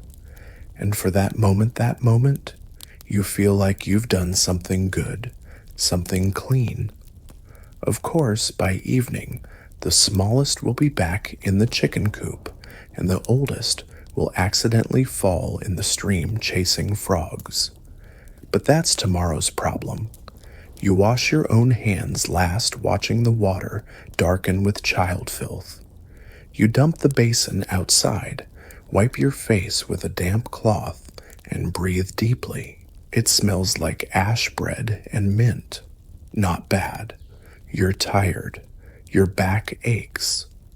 But the children are warm-fed and less disgusting than before, and that in this muddy, lice-ridden, impossibly noisy world is a kind of miracle. You've bathed the children, scrubbed away the worst of their adventures, and even managed to survive the splash zone around the hearth. But just as you settle into the illusion that you might enjoy a moment of peace, the village bell rings, and you realize it's market day. Market day means crowds. Crowds mean comparisons. And comparisons, unfortunately, mean it's time to look your best, which for a medieval peasant means aiming for slightly less ragged than usual. You stand before your small wooden chest, well more like a box with dreams, and open the creaky lid. Inside, 2 shirts, one with a hole under the arm, the other with a questionable stain, a wool skirt that's stiff from old weather, and your cloak, which still smells faintly of goat despite being beaten over a rock last week. You choose the less wrinkled shirt, tug it on, and give yourself a quick sniff test. Passable. Then you grab a strip of cloth from the corner, your version of a belt, and cinch the tunic in at the waist. It's not for fashion, it's to keep the draft out. But today, you decide to go the extra mile. You reach for your good scarf, the one without holes, and wrap it around your head, tucking the ends carefully. Then you poke behind a beam near the hearth and find it your bit of lard and ash polish. It's not makeup, it's survival. You dab a bit onto your lips to keep them from cracking, rub the rest into your hands, and wipe the excess on your skirt, like a proper professional. You even pinch your cheeks to give them a bit of color. If it doesn't work, at least it wakes you up. You step outside and squint into the morning sun. The square is already filling with voices, laughter, and the clatter of carts over cobblestone. Someone's shouting about leaks. Someone else just dropped a crate of chickens. You pull your cloak tighter and start walking. Your boots are the same ones you've worn every day this year. The left sole flaps slightly when you walk, but you've learned to time it with your step so it only squeaks when you run, which you try not to do, ever. As you walk past others, you take inventory like everyone else is doing. Who smells like smoke? who actually brushed their hair, who has a new apron, and who clearly forgot to wipe their face before leaving the house. You see one girl, probably from the next village, overwearing a dress that looks blue, actual blue, dyed with woad probably, expensive, risky, a bit showy. You nod at her like you approve, but inside you're thinking, wow, bold move. Market days aren't just about buying and selling. They're a stage, a pageant of the barely clean, the semi-fresh, the slightly scrubbed. You're not competing for nobility points. You're just trying not to look like you wrestled a pig before breakfast. You catch your reflection in a bucket of water. It's warped but familiar.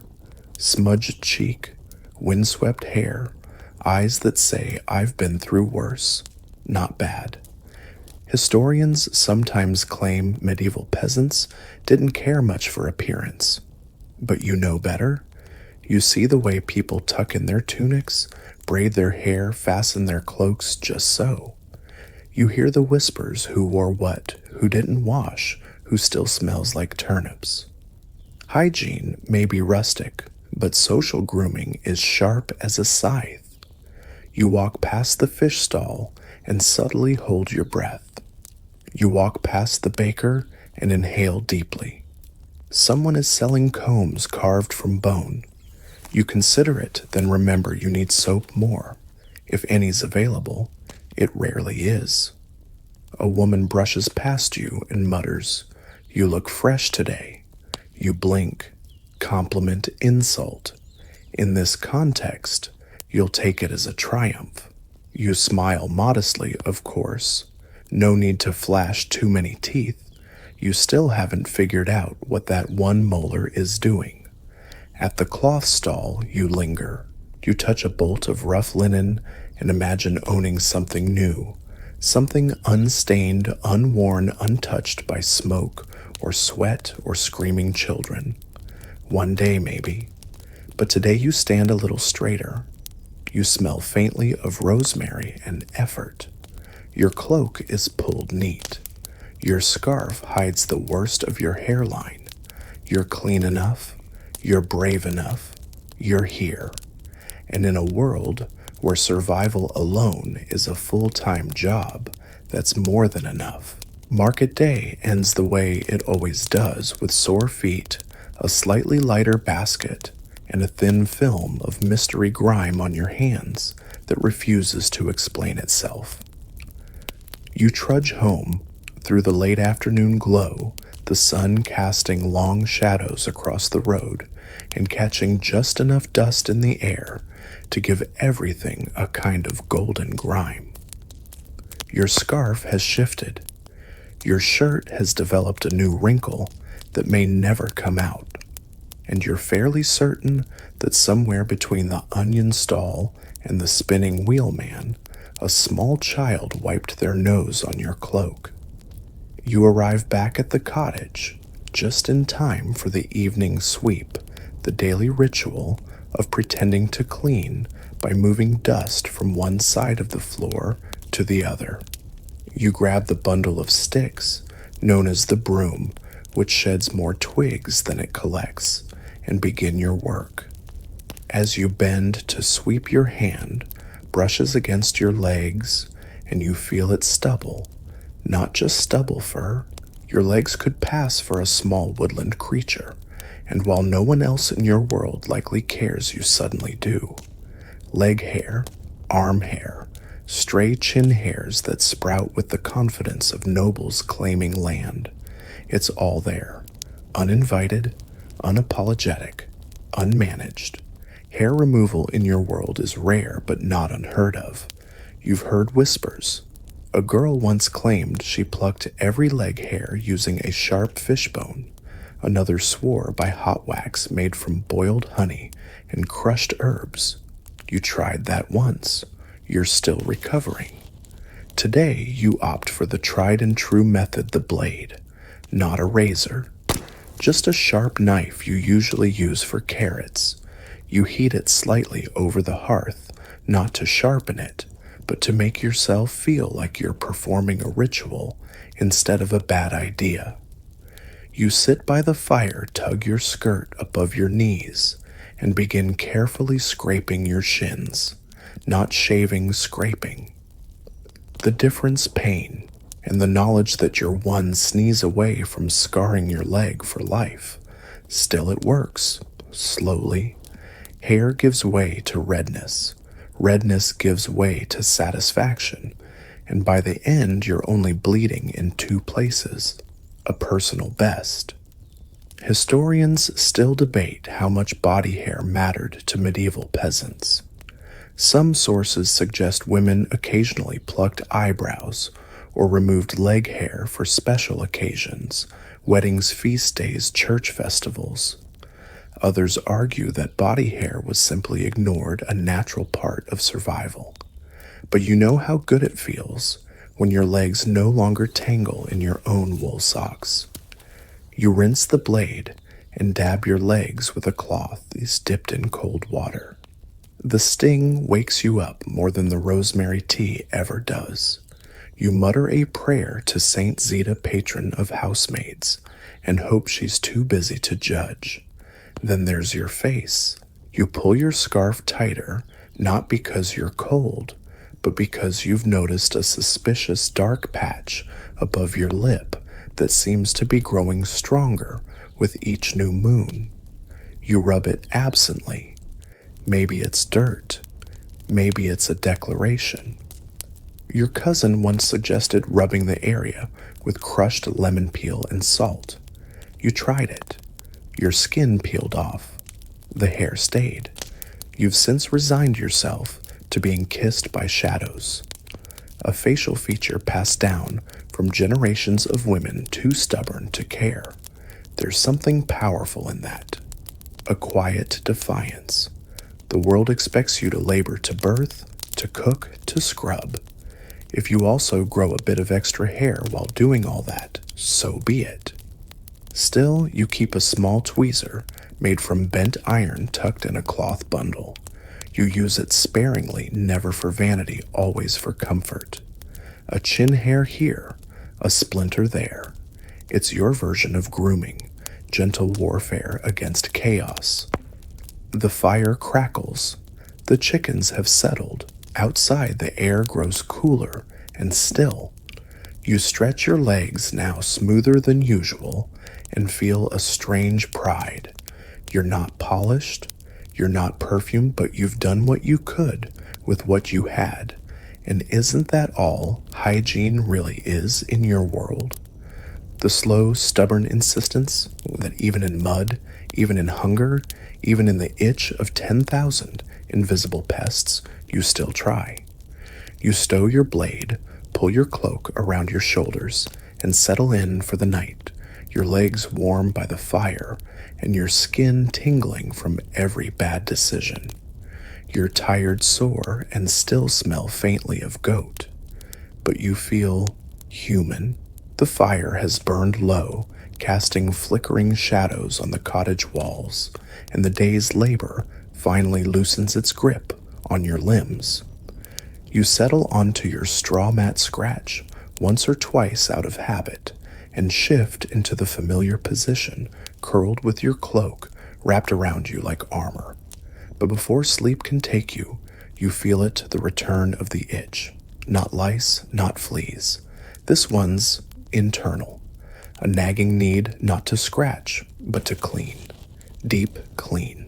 Something beyond face splashing, beyond wool scrubbing, beyond vinegar rubbing. You want to feel new, reborn.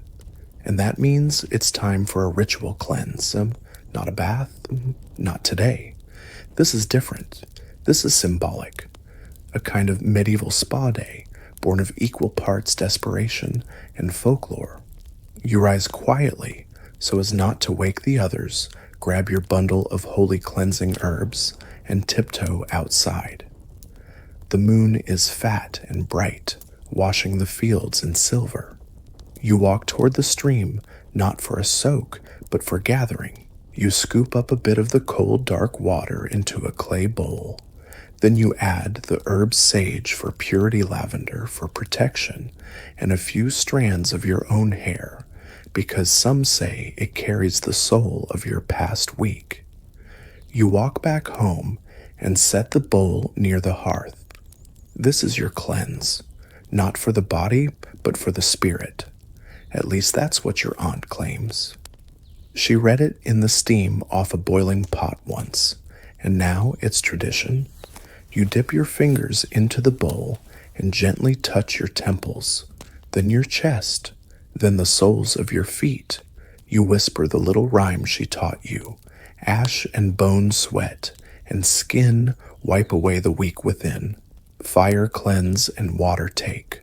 Leave the dirt, the rest remake. It's probably nonsense. But then again, so is half your life, and that hasn't stopped you yet. You close your eyes. The scent of lavender and sage rises with the steam. Your breathing slows, and as you sit cross-legged on the cool dirt floor, you imagine the grime lifting, not just the visible stuff, but the invisible weight, the fatigue, the bites, the smells that stick to your soul more than your skin.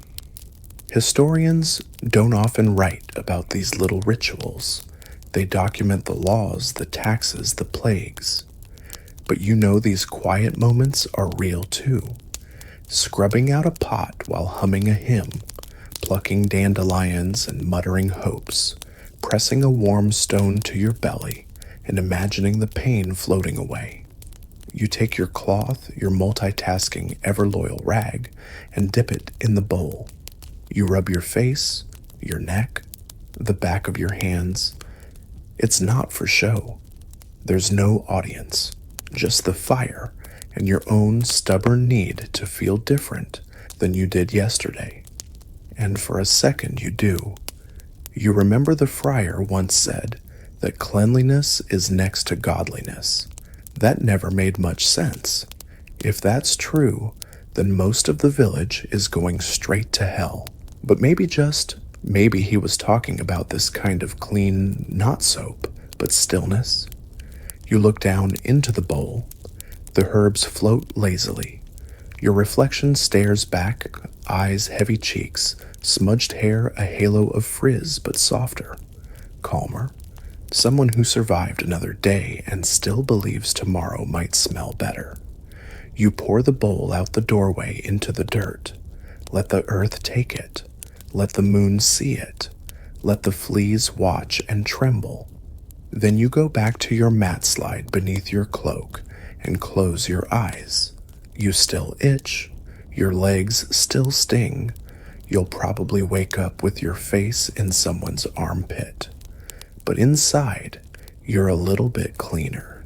The ritual cleanse gave you a brief peace, but peace in your world is always rented, never owned. Morning returns with a rooster's scream and the unmistakable aroma of damp wool and someone's unwashed feet too close to your face. You squint into the gray light stretch and realize with a sigh it's laundry day. Again. Not because it's scheduled, but because your shirt just crunched when you rolled over. So you gather your garments more stiff than soft and make your way to the stream, dragging a bucket and a bar of homemade soap that's more lard than lather. Along the way, your bare feet kick up pebbles and a chill wind snakes under your cloak. You keep walking. Clean doesn't wait. When you reach the stream, the rocks are slick with moss, and the water is colder than betrayal. You kneel dunk the first shirt, and immediately remember why you hate this chore. Your knuckles ache from the cold, your fingers go numb, and the soap stings your old blisters. Still, you scrub, with rhythm, with muttered curses. With the intensity of someone trying to erase last week from cloth. Washing clothes in your world is less about removing dirt and more about rearranging it, scrubbing until the brown fades to beige, then holding it up to the light and saying good enough. You beat the fabric against rocks, rub it with sand, twist it into tight ropes to wring it out.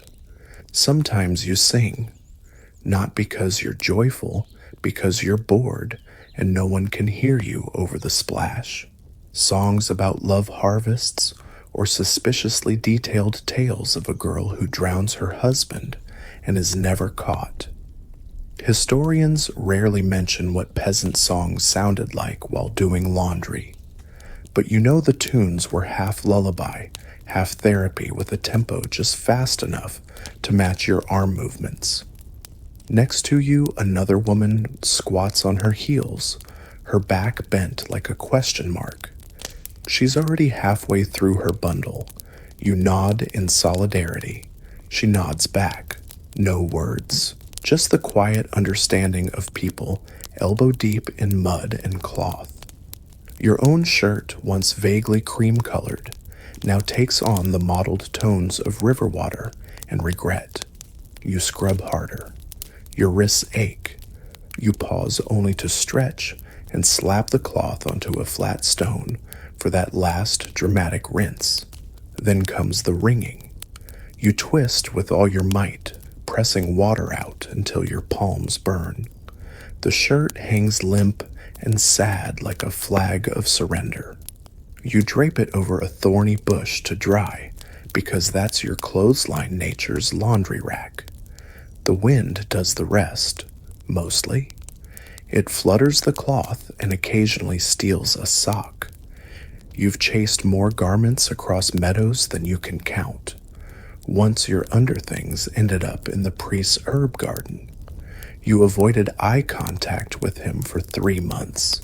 The laundry dries stiff-shaped by the wind and whatever branch or fence post it clings to. There's no softness, no scent of lavender, just a rough fabric that makes your skin itch, but at least it no longer smells like soup and failure. You splash your face, rinse your arms, and sit for a moment, the current rushing past your toes. You pick at your fingernails, already dark with grit again. The irony never escapes you. Cleaning makes you dirty. But there's also something grounding in this ritual, a sense that no matter how chaotic life becomes, you can still control this. You can scrub, you can rinse, you can lift something filthy and make it slightly better than it was. You think about that as you wring the last cloth, hang it over a low branch, and watch the water drip onto the earth. A simple, stupid act that feels oddly holy. You look up. The sun's breaking through the clouds, now weak but stubborn. The village is stirring. Somewhere behind you, a child yells, a cart creaks, and the scent of wood smoke winds down the hill. You stand brush dirt from your knees and gather your damp bundle. It's heavier than it was before somehow, but you carry it anyway, because that's what you do. You carry the weight, you scrub it clean, you do it all again tomorrow, and sometimes that's enough. The laundry's done, hanging like damp flags of resilience, and your arms feel like they've been yanked half an inch longer. But your work isn't over. There's still one chore no one talks about, but everyone does: grooming your private parts. No, not like that. This isn't about vanity. This is about damage control. Between the walking, the sweating the rough wool, and the ever-present threat of bugs, your undercarriage is in constant negotiation with the laws of friction and gravity. So once a week, maybe more if you're lucky, you take a moment to tend to the parts of your body that no one else sees but you have to live with. You head behind the cottage with a small wooden bowl and a rag that's softer than most. You've kept it hidden in a dry corner of the loft. It's stained, sure, but it's yours, your sacred cloth. You pour a little water into the bowl river cold and probably fish flavored, then mix in a few crushed mint leaves and a pinch of salt.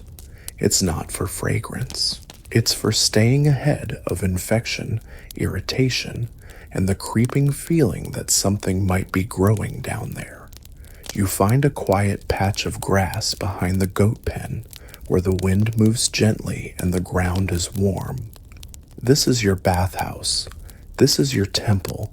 You squat, dip the cloth, grit your teeth. The first touch of cold water is always a shock. You hiss quietly and glance around even though no one's there. You clean gently, methodically, with the patience of someone who's been burned literally by skipping this routine in the past. You remember that one summer when you thought you could go natural for a week. That ended in a rash so bad the village healer offered to pour warmed pig grease between your legs while chanting to Saint Bridget. You declined. Barely. Some women use vinegar rinses. Others swear by yarrow tea or garlic poultices. You've tried them all. Nothing beats a cloth, a calm breeze, and a little saltwater bravery. Historians rarely write about how peasants managed intimate hygiene. Monks didn't care. Priests didn't ask. And noblewomen had servants to handle these things discreetly. But for women like you, this is survival. No fanfare, no shame, just one more part of keeping your body from falling apart before the harvest. You finish the rinse dry with the corner of your shift and shake out your skirts to let the air do the rest. It's not about feeling pretty. It's about feeling like you're not rotting, which frankly is a victory. You tie a fresh scrap of linen in place, a barrier, a comfort, a symbol. You feel lighter, cleaner, in control of at least one small patch of skin in a world that demands so much of it. You smooth your skirts, press your palms into your thighs, and stare out across the field. The goats blink at you like they know your secrets. You blink back. You've got nothing to hide. You return to the cottage with a subtle spring in your step. No one knows what you just did. No one asks.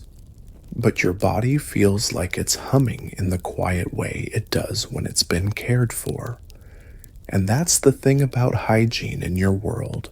It's never about looking good. It's about feeling okay enough to keep going. About knowing your body well enough to notice when it's screaming for attention and kind enough to answer. You pass your sister at the door. She eyes you. You look less squirmy today. You nod. Fresh air, you say. She doesn't question it. She grabs the bowl and the cloth and walks toward the goat pen. She knows. By the time the sun begins to lower behind the hills, everything smells like warm, wood-tired feet and turnip stew, your world's version of a bedtime candle. But before sleep, there's still one task left. It's not official. It's not written down. But you feel it in your bones and your skin, in the way your body holds tension like a second tunic you need to clean your bed. Well, bed is generous. It's a sack of straw flattened by months of dreams, shared farts, and one unfortunate lice outbreak that everyone agreed never to speak of again. But it's your sack of straw, your sanctuary, and tonight it's getting a refresh. You grab a fresh bundle of rushes scavenged earlier from the stream bank. Some are damp, some a little moldy, but they're cleaner than what's been under you for weeks. You kneel by the mattress, untie one corner, and begin scooping out the old contents. Dust rises in a fog thick and ghostly, catching the golden light, like a memory of every night you've ever spent tossing and scratching. You cough once, wave your hand, and keep going. Beneath the top layer of straw are secrets, bits of cloth crumbs, a single chicken feather, and one hard lump that you pray is an animal. You dump it all behind the cottage to become tomorrow's mulch. Then you begin stuffing the sack with new rushes, tucking them in like a baker folding dough. You pat it down, test the firmness lie down, once bounce, and decide it's just lumpy enough to feel familiar. Some people use herbs in their bedding, lavender mint, sometimes even wormwood. You do too, not just for the scent, but because it supposedly keeps bugs at bay. Supposedly. You sprinkle in a handful of dried rosemary and thyme and finish with a whisper of sage. It's less a recipe and more a bedtime spell. Historians rarely document how peasants maintained their bedding, but you know the truth. Your straw is either helping you sleep or helping lice reproduce. And tonight you've decided it will help you sleep. You pull your blanket patched in 4 places and edged with uneven stitching over the newly fluffed sack and exhale. It doesn't smell clean exactly. It smells like effort, like someone tried, like you tried. And then you face your real challenge sharing. Your sister flops down beside you with the enthusiasm of a dropped pumpkin. She's wrapped in her own cloak, and her toes immediately find yours. You shove them away. She giggles. Your little brother rolls in moments later, shivering from the cold night air. He worms between you, somehow managing to both kick and drool simultaneously. You sigh. It's not cozy. It's crowded. But it's the way of things. And yet, in the mess of limbs and blanket stealing, there's comfort, a strange sort of clean that doesn't come from ash or herbs or river baths, but from warmth and breath and familiar snoring. You tug your scarf down, letting your hair spill out onto the straw. You rub your temple where the head wrap sat all day, scratch your ankle for no reason other than tradition, and sink into the rustling embrace of your refreshed straw bed. It crackles beneath you. You smile. The fire in the hearth burns low, casting shadows on the thatch roof above. Someone coughs. Someone sighs. The air smells faintly of smoked garlic and your newly added herbs. Tomorrow you'll wake up smelling like the floor again. You'll sweat through your tunic. You'll itch. You'll scratch. You'll mutter things at goats. But tonight you did what you could. You washed. You scrubbed. You swapped the straw. You survived the day. And your bed, your crinkly, fragrant, lumpy bed, is the cleanest thing you own. The morning light slips through the thatch like a nosy neighbor poking at your eyelids and reminding you gently but firmly that it's time to rise and once again attempt the impossible, staying clean in a world built of dirt.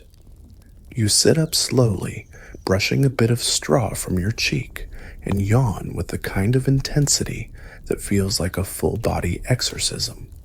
Your joints crack, your neck protests, and your tunic clings just slightly, having absorbed a respectable share of shared body heat and midnight sweat. Today's focus is your hands, not because you're being fancy, but because they're your tools, your messengers, your one true luxury if you think about it. They carry buckets, knead dough, soothe crying children, scrub muddy feet, swat flies, and yes, sometimes pick lice from your sister's hair while pretending not to gag. And they're disgusting. You hold them up and examine the damage dirt embedded beneath the nails, calluses the size of peas, a faint reddish stain on the palm from yesterday's beet cutting, and something under your thumbnail that you pray is ash. You fetch a basin and add a splash of leftover water from the night before. It's not clean exactly, but it's less cloudy. You sit by the doorway where the lights strongest dunk your hands and begin the ritual. There's no soap today, just ash from the hearth and a sliver of coarse salt. You mix the two into a gritty paste and scrub using your fingernails as tools, your knuckles as pumice stones. The sting is sharp, but you welcome it. Pain means progress. You rub your wrists, the backs of your hands between each finger. You flex. You stretch. You do the little dance of someone determined to remove yesterday with sheer willpower and a handful of grit. Historians often talk about tools, but they rarely describe the hands that held them. Yours bear witness to every season. The burns from last year's feast, the scar from a splinter that festered through winter, the strange smooth spot from years of churning butter with the same wooden handle, and the nails. Oh, the nails. They're cracked, jagged, often tinted brown from dirt that seems genetically coded to cling. You use a broken hairpin to scrape underneath, flicking out the occasional surprise, a crumb, a splinter, a tiny rock that somehow made its way under your cuticle. Then you rinse again, splashing, swirling, watching the basin water turn the color of weak tea. You feel a little lighter, a little sharper, as if your hands remember they're attached to a human being and not just animated farm tools. You dry them on your apron, which defeats the purpose, but you tell yourself it's symbolic. Then comes the oil. No, not scented, not luxurious, just a bit of leftover animal fat saved from a recent roast. You warm it between your palms and rub it into your fingers, your palms the base of your thumbs. It smells faintly like stew. It feels like repair. Your grandmother swore by it. Soft hands catch fewer splinters, she'd say while smearing goose grease into her knuckles like a queen anointing herself. You never questioned her. She once snapped a birch branch in half with one hand while kneading dough with the other. You look down. Your hands are still rough, still weathered, but they're yours. And for a brief moment, they don't ache. That's enough. Someone calls your name. The goat's in the bread again. Of course it is. You stand your palms, leaving faint prints on your thighs, and stride out into the sun. You may be smeared with last week's shirt and still smell faintly of turnip vinegar, but your hands are ready to milk, to stir, to lift, to hold, to clean, again. Because in this life, that's the deal. You don't stay clean, you re-clean, every day. By midday, the sun is high and merciless, shining down on your village, like it's personally offended by your attempt to stay clean. You've managed to avoid the worst of the mud, and only tripped once while carrying water, which in your world is basically a win. But now your body's turned on you in a different way. Your feet. Your poor, heroic, long-suffering feet. They've carried you through icy fields, muddy roads, straw-strewn kitchens, and the accidental goat pen sprint. And now they're tired, sore, and let's not sugarcoat it, ripe. You slip behind the cottage, into the thin strip of shade that belongs only to you and the beetles, and sit on a sun-warmed rock. You untie the fraying leather thongs wrapped around your ankles and ease off your shoes with a sigh that's more moan than breath. The smell hits you first. It's strong. It's committed. It's alive. You peel off your woolen foot wraps because socks, as you know them, don't exist. These are scraps of cloth twisted and retwisted around your ankles to keep out cold stones and occasionally rats. They are damp, misshapen, and have definitely fused with your skin in places. You set them in the sun and hope the breeze does what prayer cannot. Then you look at your feet, caked in dirt, cracked at the heels, toes slightly swollen, and wait, is that a blister or a second toe trying to form? You grab a bowl, fill it with cool stream water, and add in the tiniest pinch of salt and a few mint leaves for the illusion of luxury. You lower your feet in slowly. The hiss that escapes your mouth could wilt crops. But oh, the relief. The water seeps into every crevice, washing away days of grime, calming the angry red patches, and making you believe, if only for a moment, that life might be okay. You lean back, eyes closed, and soak. You rub the bottoms, gently working off the layers with a scrap of cloth and one blessedly smooth rock you've been saving just for this. You run it along your heels, around your toes, even between them, which is brave in a world where toe lint might be classified as a biohazard. Historians often focus on how peasants walked miles barefoot, but they rarely mention how you paid for that afterward. The aching joints, the cracked soles, the tiny bruises that appear like morning dew after a long day's haul. There's an old woman in your village who swears by goose grease foot rubs. She says it keeps the rot away. You tried it once. Your feet felt amazing. Your dog followed you for 2 days. You finish scrubbing, lift your feet from the bowl, and pat them dry with the corner of your apron. The mint smell doesn't stick, but it does make you feel like you've done something civilized, like maybe you've earned a nap, or at least the right to not limp. You rub a bit of ash fat paste into the cracked spots. It stings, of course, but you smile anyway, because stinging means something's happening. And out here, something is often better than nothing. You stretch your legs in the sun, wiggle your toes, and think these feet deserve better. Then you remember the goat still needs chasing and laugh quietly to yourself. You sit like that for a while, silent, still barefoot. No chores, no itches. Just the quiet joy of not having anything stuck to your soul. Eventually, you wrap your feet again, this time with cleaner cloths, and slide them back into your shoes. They're still worn, still patched with twine and stubbornness, but for now they feel like home. You stand, no limp, no wince, just legs ready to carry you into whatever comes next. Clean feet and dirty shoes, but still you did it, and tomorrow you'll do it again. Because even in the dirt, you believe in moments of care. Even when your feet are forgotten by history, you remember them, you honor them, you soak them in mint water and call it peace. Evening rolls in with its usual companions, smoke-aching joints, and a general sense of, well, at least no one caught fire today. You're back at the cottage, sitting by the hearth, when your fingers drift absent-mindedly, automatically to your scalp.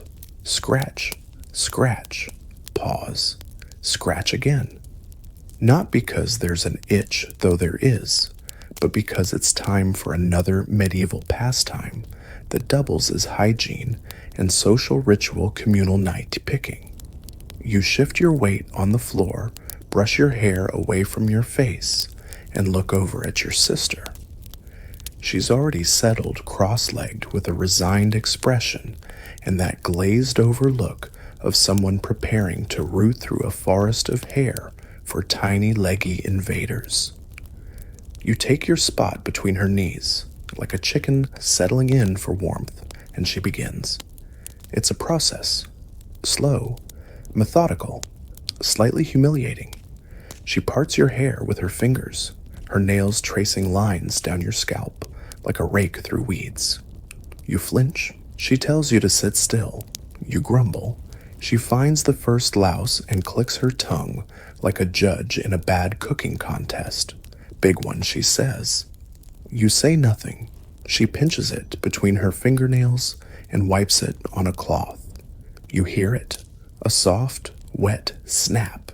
It's both disgusting and deeply satisfying. This is peasant grooming.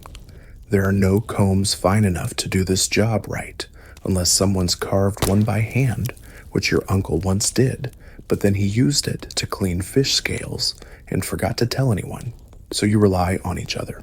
Sister to sister, cousin to cousin, friend to friend. You sit, you scratch, you chat. Sometimes you gossip, sometimes you sing. Sometimes you just stare at the fire and let your scalp be combed by fingers that have churned butter and snapped twigs all day. Historians agree this was a common practice. They even found medieval combs filled with fossilized lice eggs, tiny time capsules of unpleasant reality. What they don't mention is the strange comfort of it, the intimacy, the shared acceptance that your head is not a private garden, but a communal battlefield. Once she's done with your head, you return the favor. She flops forward with a groan, her hair spilling into your lap like a haystack with opinions. You go to work separating it, strand by strand, searching for movement, for eggs, for anything that shouldn't be there but always is. You find one. Yours had more, she mumbles. Mine were polite, you reply. It's a sibling ritual, older than your cottage. You remember your mother doing this with her sisters, your grandmother too. You even remember faintly your great-aunt saying, if she's willing to pick your lice, she loves you. There's truth in that. You wouldn't do this for just anyone. You'd fight a war for your sister, but you'd also spend an hour gently combing her scalp for parasites, and that's somehow more intimate. Once both heads are cleared, well managed, you tie your hair up in a scarf and stretch your arms. The fire is low, the night is deepening, and your head feels 10 pounds lighter, even though you know the relief won't last. By morning, a new generation of squatters will have moved in. They always do. But for now, you're clean. You're itchy less. And sometimes that's the same thing. You rub your sore neck, lean back against the wall, and sigh. There's no perfume, no fancy oil. But your scalp is cool, your hair is braided, and you feel cared for. And that matters. Because in your world, clean is fleeting. But being cared for, that's something you carry with you. Even when the lice come back, you wake to birdsong and back pain. One is sweet, the other is familiar. The straw mat crackles as you sit up, and your scalp is still sore from last night's grooming, but in a strangely satisfying way, like your head is a freshly weeded garden. You roll to your feet, pull on your tunic, and blink toward the hearth. There's no fire yet, no bread, just the gray hush of early morning. And in that silence, you realize today is special. It's festival day, not one of the grand ones with knights and banners, just a local holy day honoring some obscure saint whose name you always forget, but whose feast means you don't have to dig potatoes for a few hours. And that means one thing: a full body scrub. You've already done the face, the hands, the hair. But this is the deep clean. The once a season prepare your skin and soul kind of wash that makes you wish you'd been born a fish. You head out early, beating the crowd to the stream. You carry your best rag, a sprig of mint, and miraculously a full lump of homemade soap you've been saving for weeks. Its rough smells like ashes and hope and has been passed around the household like treasure. The stream is quiet, cold, indifferent to your noble cause. You strip down quickly, laying your clothes on a sun-warmed rock. The morning chill raises goosebumps across your arms, and your toes curl as they touch the water. You step in. It steals your breath. You keep going. This is not a soak. It's a mission. You start with the rag and soap scrubbing under your arms, around your neck, behind your ears. You whisper a short prayer when the soap slips, and you dunk your face too hard into the stream, A fish darts past. You apologize. Then comes the back. You twist. You stretch. You make noises that sound like a wagon wheel trying to turn in mud. Finally, you find a smooth rock and use it to scratch the impossible to reach spots. It's like being reborn. Painful, cold, liberating. The legs come next. Calves still bruised from goat kicking. Knees still stained from garden mud. You scrub until they feel like your own again. And then the delicate parts. You kneel in the shallows cupping water and splashing gently. You work with care, not speed. This is not the frantic rinse behind the cottage. This is something more ceremonial. You clean like you're preparing for something, like the saints might check your ankles. Historians love to note how rarely peasants bathed. They often miss the why. You bathe rarely not because you don't care, but because heating water takes time. Soap is precious, and rivers are cold enough to make your soul leave your body briefly. But when you do wash, really wash, it's almost holy. Not religious exactly, but spiritual in its own muddy way.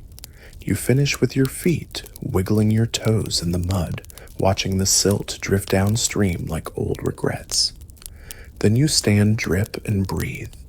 Your skin tingles, your teeth chatter, but inside you feel brand new. You dry with your tunics. No shame. Everything's already damp anyway. You dress slowly, letting the breeze do what the towel couldn't.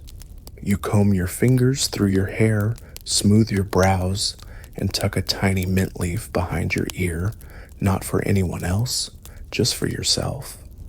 You return to the village as others are just waking.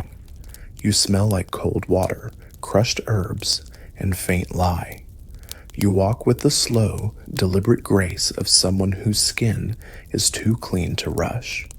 Your sister sees you and whistles, trying to catch a husband. You shake your head, just trying not to catch fire when I walk past the altar. She grins. You still missed a patch behind your ear. You roll your eyes and flick soap suds at her. She ducks. You're lucky. You get to smell like mint for an hour. I'm still wearing yesterday's goats, and that's the truth. In a few hours you'll sweat again. You'll trip in mud. Someone will sneeze on you. A child will wipe jam-covered hands on your skirt. But for now, you are the cleanest person in the entire village, and no one can take that away. The festival bells ring by mid-morning, their rusty clanging echoing off every thatched roof like a slightly drunk choir trying its best. You join the crowd in the village square, a mix of soap-scrubbed hopefuls and those who clearly said good enough and meant it. You're among the cleanest, at least externally, but it doesn't take long for the sweat to arrive. Within minutes of gathering, the heat begins its assault. Your freshly washed tunic clings like a needy vine. The mint behind your ear gives up. Someone's carrying onions too close to your face. You begin to wonder if cleanliness was ever real or just a clever hallucination caused by cold water and high hopes. You take refuge beneath a tree, fanning yourself with a flat piece of bark that once served as a plate and may still have food on it. You dab your neck with your scarf. A single bead of sweat rolls down your back like a snail filled with bad intentions. This is the true test. It's not just about scrubbing off filth. It's about maintaining the illusions of freshness in a world where everything from the air to the people is determined to ruin you. And the festival is the ultimate arena. People laugh, dance, and hug far too tightly for people who haven't bathed. Bread is handed out, which means crumbs down your front. Children tug on your sleeves with fingers covered in jam. Somewhere a dog is licking everyone indiscriminately. You feel your armpits betray you, slowly, quietly, like fog creeping across a meadow. You sneak away toward the well where a small queue has formed. Everyone's doing the same thing, pretending they came to fill a cup while clearly angling for a splash and go rinse. You cup your hands, dip them in, and dab your face, your neck under your chin. The water is cold and glorious. You're tempted to dunk your whole head in, but resist for now. You can still pretend to be composed. Someone next to you offers a sliver of lemon peel. For the scent, they whisper. You rub it under your arms like a secret potion. It stings. But you nod with exaggerated thanks and immediately feel 10% classier. Historians write about festivals as grand displays of feasting and dancing. What they rarely mention is the underlying hygiene panic that comes with being in close quarters with every sweaty person you've ever known, especially when the dancing starts. A drumbeat rises. Someone starts clapping. Feet stomp. Dust kicks up like flour in a bakery. And now you have a choice risk, sweating through your clothes and falling from the top of the cleanest villager rankings, or stay on the sidelines sipping water and pretending you've twisted your ankle. You dance. Because of course you dance. You take your place in the ring of spinning bodies, grab your neighbor's hand, which is thankfully dry, and join the ancient rhythm of communal joy. Your feet pound the packed earth. Your hair flaps like a laundry line in a storm. Your sweat returns, but this time you don't care, because there's a difference between dirty from living and dirty from neglect. You've prepared your body. You've scrubbed and soaked and scraped and prayed. You showed up the best version of yourself your reality allows. The fact that you're now sweating through that version, it means you're alive. It means you're part of this world. And when the dance ends, you're breathless, glowing, dripping. But so is everyone else. You wipe your brow with your sleeve, your clean sleeve now sacrificed, and grin at your sister who's red-faced and wheezing. You smell like sheep, she says. You smell like regret, you reply, and you both laugh, collapsing onto the grass beside the well like overcooked vegetables. The sun begins to lower. Shadows stretch long across the square. The festival winds down with soft music, warm bread, and tired voices murmuring blessings into the dusk. You walk home slowly, knowing the dirt is back on your skin, that the mint is gone, the soap undone, but also knowing that you earned this mess. You earned the freedom to wash and to sweat again, and maybe that's the point of it all. You don't stay clean. You cycle back to it, again and again, like the moon, like the seasons, like the drum beats that echo in your bones as you fall asleep later that night, warm with dust and pride. The morning after the festival feels like waking up inside a bread oven. The fire's out, but the air is warm, sour, and vaguely human. Your arms are stuck to your sides. Your mouth tastes like dry barley and bad decisions. You sit up slowly and take inventory. You're alive, you're sore, and your scalp is suspiciously itchy again. Of course it is. You stagger outside for fresh air, hoping the breeze can undo the damage. A night of dancing, sweating, and communal feasting has done. The sun's barely up, but your nose already detects the lingering aromas of beer, roasted roots, and regrettably feet. You make your way to the stream again, not for a full bath, just a rinse, a reset, a reminder that your body can feel less like an abandoned turnip. You crouch at the bank cup water in your hands and splash your face with the urgency of someone trying to erase their own memory. It helps, a little. The dirt gives way. The sleep crusts dissolve. You blink up at the sky and sigh, a long, slow peasant sigh. You can't do a full body scrub today. Your limbs are noodles, and your feet still remembers every stomp of yesterday's dancing. But you can target a few key areas. The hot zones. First, armpits. You rinse them like they owe you money. There's no soap today, but a bit of ash rubbed in and rinsed out leaves them passable. You sniff. Still yourself, mostly. Next to your face, again, then under the tunic.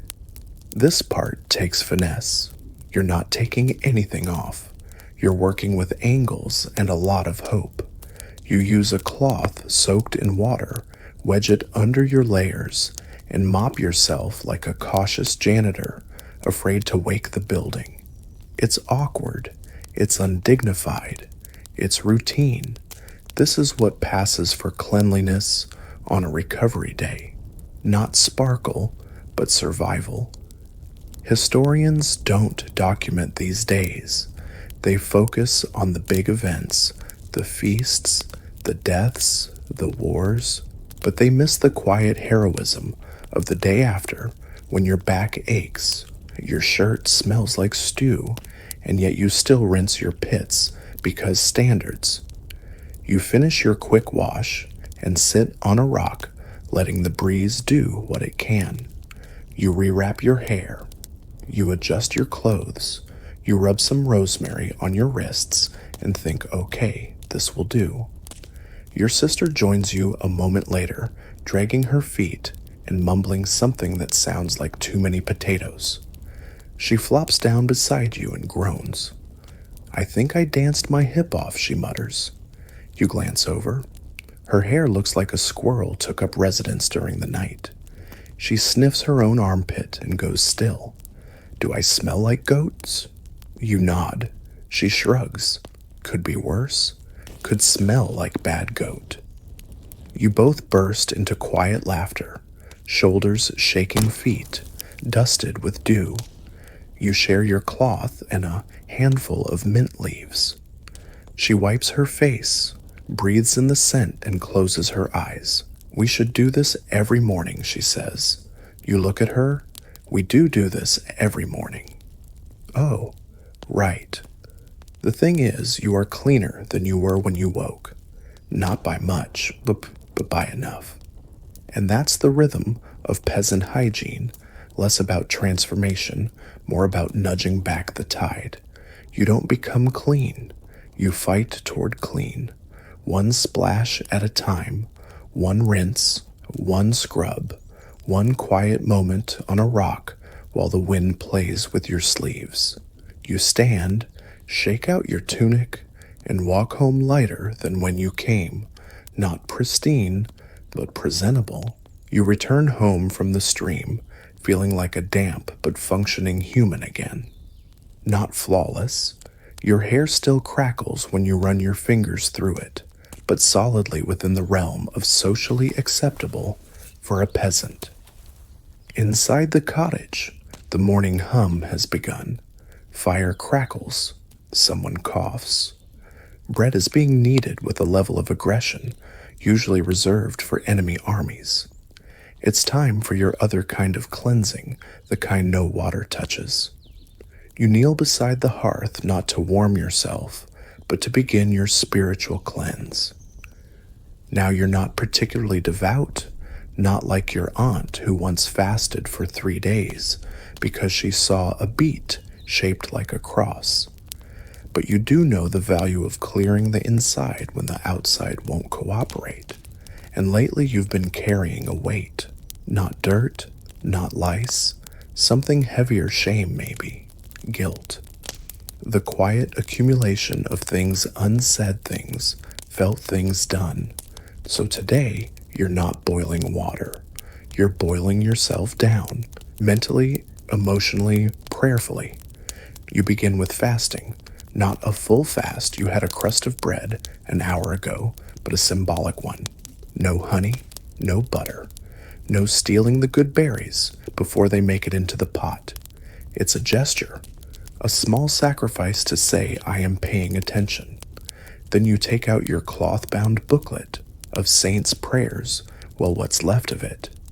Half the pages are burned, chewed, or smudged beyond recognition, but the parts that remain are yours, memorized, soft from handling, trusted. You whisper the prayers under your breath, the Latin long since blurred into sounds that feel safe. You focus on breathing, on stillness, on not scratching that one patch on your shoulder, no matter how itchy it gets. Historians sometimes say peasants were superstitious, maybe. Or maybe when you live surrounded by rot, illness, war, and things you can't control, a bit of sacred structure is the cleanest thing you can hold on to. After the prayer, you sit with your eyes closed, not sleeping, not meditating, just existing. And then comes the part you invented yourself. You take a smooth stone from the windowsill. You've kept it for months, washed in the river, warmed by fire, occasionally clutched during arguments. You run your fingers over its surface and whisper into it the things you want to let go. I shouted at Mother. I stole an egg. I didn't help when the pot boiled over. I thought something terrible about the priest's haircut. One by one, the quiet dirt of the soul is named. Then without ceremony, you toss the stone out the window. It clunks onto the path with a sound that feels like an exhale. Of course you'll pick it up later. It's a good rock. But for now, it's gone, and you feel lighter. This is your favorite kind of hygiene, the invisible kind, the kind that doesn't itch or bleed or require boiling water.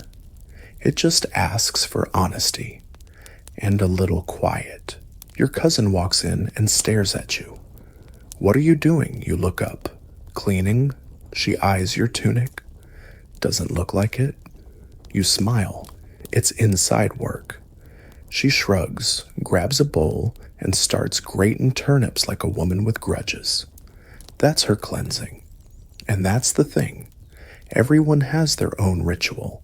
Some scrub their skin raw. Some kneel in the stream until their lips go blue. Some confess.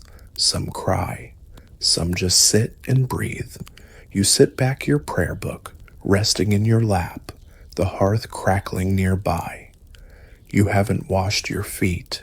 You haven't brushed your hair. But your soul today, it feels rinsed. You wake the next morning to a quiet cottage, a rarity you treat with reverence. No one banging pots, no one yelling about missing socks, or the goat eating the laundry again. Just you, your blanket, and the sunlight crawling gently across the dirt floor. You take it as a sign today is deep, clean day, not the fast, panicked kind before a festival, not the polite splash and scrub of daily routine. This is the full, methodical, spiritually ambitious reset. You start with your bed, or well, your straw pile. You drag it outside, scattering crumbs, hair feathers, and at least one extremely disgruntled beetle. You beat it with a stick, raising clouds of dust so dense it looks like you're signaling ships from shore. A neighbor walks by and gives a sympathetic cough. You wave proudly. Next, laundry. The pile is formidable. Tunics, aprons, hose rags, the mysterious cloth you've used for everything from bandaging a finger to straining broth. You fill the cauldron and light a fire beneath it, adding lye soap made from ashes and animal fat. The scent is best described as historic. When the water boils, you plunge the clothes in, stir them like stew, and pretend you're boiling away your worst decisions. Scrub, rinse, wring, repeat. As your fingers wrinkle and the soap bites your knuckles, your mind wanders. Did people in castles do this too, or did they have someone else to suffer the suds? Historians still argue whether upper-class folk actually bathed more than peasants or simply wore more perfume and passed out from the fumes. You don't have perfume, but you do have mint.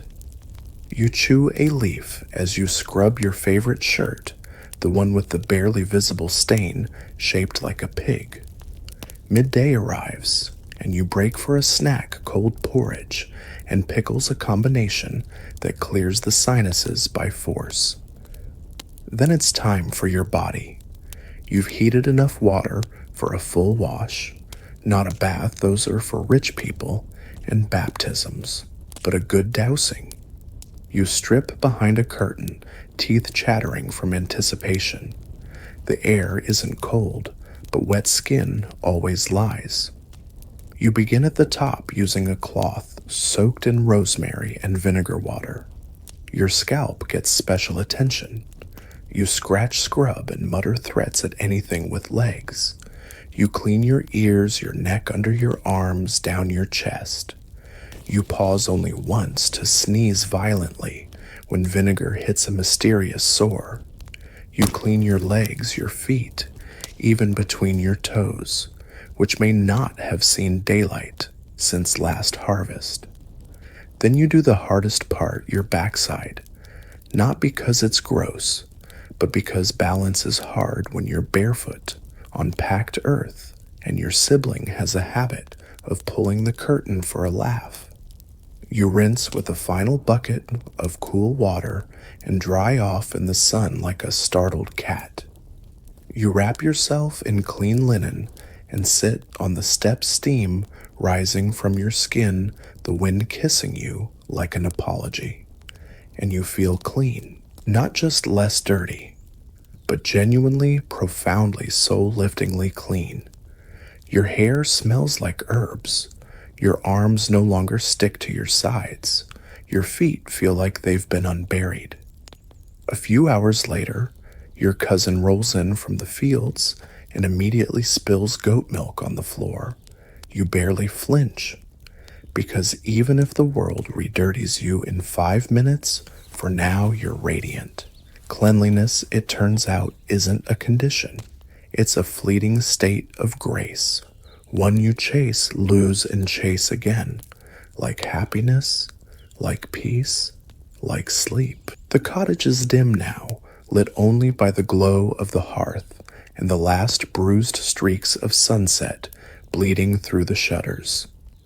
You sit cross-legged on the packed earth floor, back against the wall, hair still damp and scenting faintly of rosemary and smoke. You did it. You survived another full cycle of medieval cleanliness. The cold stream rinses the vinegar cloths. The ash scrubs the endless war with lice, the quiet spiritual purging, and the glorious, if brief, victory of the deep wash. You'd think, after all, that you'd want to go dancing. But no, tonight is for stillness, for letting your skin breathe in silence, for the calm that comes not just from washing the body, but from knowing you tried. That's something no soap can replace. You lie back, slowly, bones aching, but mind unburdened. Your tunic is crisp. Your bed of straw, though poky, is dry and faintly sun-scented. You listen to the sounds of the night, someone snoring a pot, settling the distant rustle of wind, and small animals reminding you that life, even in its filthiest hours, continues. And now, so does your rest. You nestle into your blanket and close your eyes. The thoughts come softly, no longer buzzing, but trickling how different things might be if you'd been born a noble. Would you still need to scrub with ash? Would you still pick fleas off your sleeves in church? Historians still argue whether medieval nobles were truly cleaner or just better at hiding the smell. You smile in the dark. Because here's the truth, no one tells you cleanliness isn't about luxury. It's about choice. The choice to rise, to rinse, to scrape away what you can, to preserve dignity in the most undignified world. And you've done that, with grit, with cloth, with the stubborn, beautiful refusal to give up. So tonight, under your patched roof and starlit ceiling, you sleep not as a dirty peasant, but as a scrubbed survivor of your own small heroic war. And now, your breath slows, your limbs grow heavy, the fire crackles softly, the world narrows to warmth, to quiet, to peace. Begin wind down, 300 words. The air grows still around you now, as if even the wind has decided to settle. You hear the last creak of the rafters above the hush of sleeping animals nearby, and the faint shifting of someone else turning in their bedroll across the room. Everything softens. Your body, once coiled with labor and cold, now lies open, gently pulled down by gravity and comfort. The scent of herbs lingers in your hair. Your skin hums faintly with the memory of warm water, of being tended to even if only by your own hands. Your thoughts slow too. No lists, no chores, no worries about tomorrow's mud or the next stain to scrub away. Just the slow, steady rhythm of your breathing. In and out, like the tide. If there's dirt, it's outside now, not inside you. If there's noise, it waits for morning. Right now, you're clean in the ways that matter. On the skin and beneath it, all the way down. You roll onto your side, curl a little, smile without realizing, and listen to the soft hum of the quiet night. The fire's final sighs, the comfort of being exactly where and how you are meant to be. Still, warm, clean. Sleep takes your hand gently now and leads you the rest of the way. 300 words. The air grows still around you now, as if even the wind has decided to settle. You hear the last creak of the rafters above the hush of sleeping animals nearby, and the faint shifting of someone else turning in their bedroll across the room. Everything softens. Your body, once coiled with labor and cold, now lies open, gently pulled down by gravity and comfort. The scent of herbs lingers in your hair. Your skin hums faintly with the memory of warm water, of being tended to, even if only by your own hands. Your thoughts slow too. No lists, no chores, no worries about tomorrow's mud or the next stain to scrub away. Just the slow, steady rhythm of your breathing, in and out, like the tide. If there's dirt, it's outside now, not inside you. If there's noise, it waits for morning.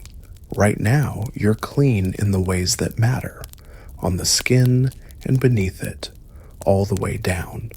You roll onto your side, curl a little, smile without realizing, and listen to the soft hum of the quiet night, the fire's final sighs, the comfort of being exactly where and how you are meant to be. Still, warm, clean. Sleep takes your hand gently now and leads you the rest of the way. Word count 1, 197 plus to 300 source. Wind down, jerk 1, 497.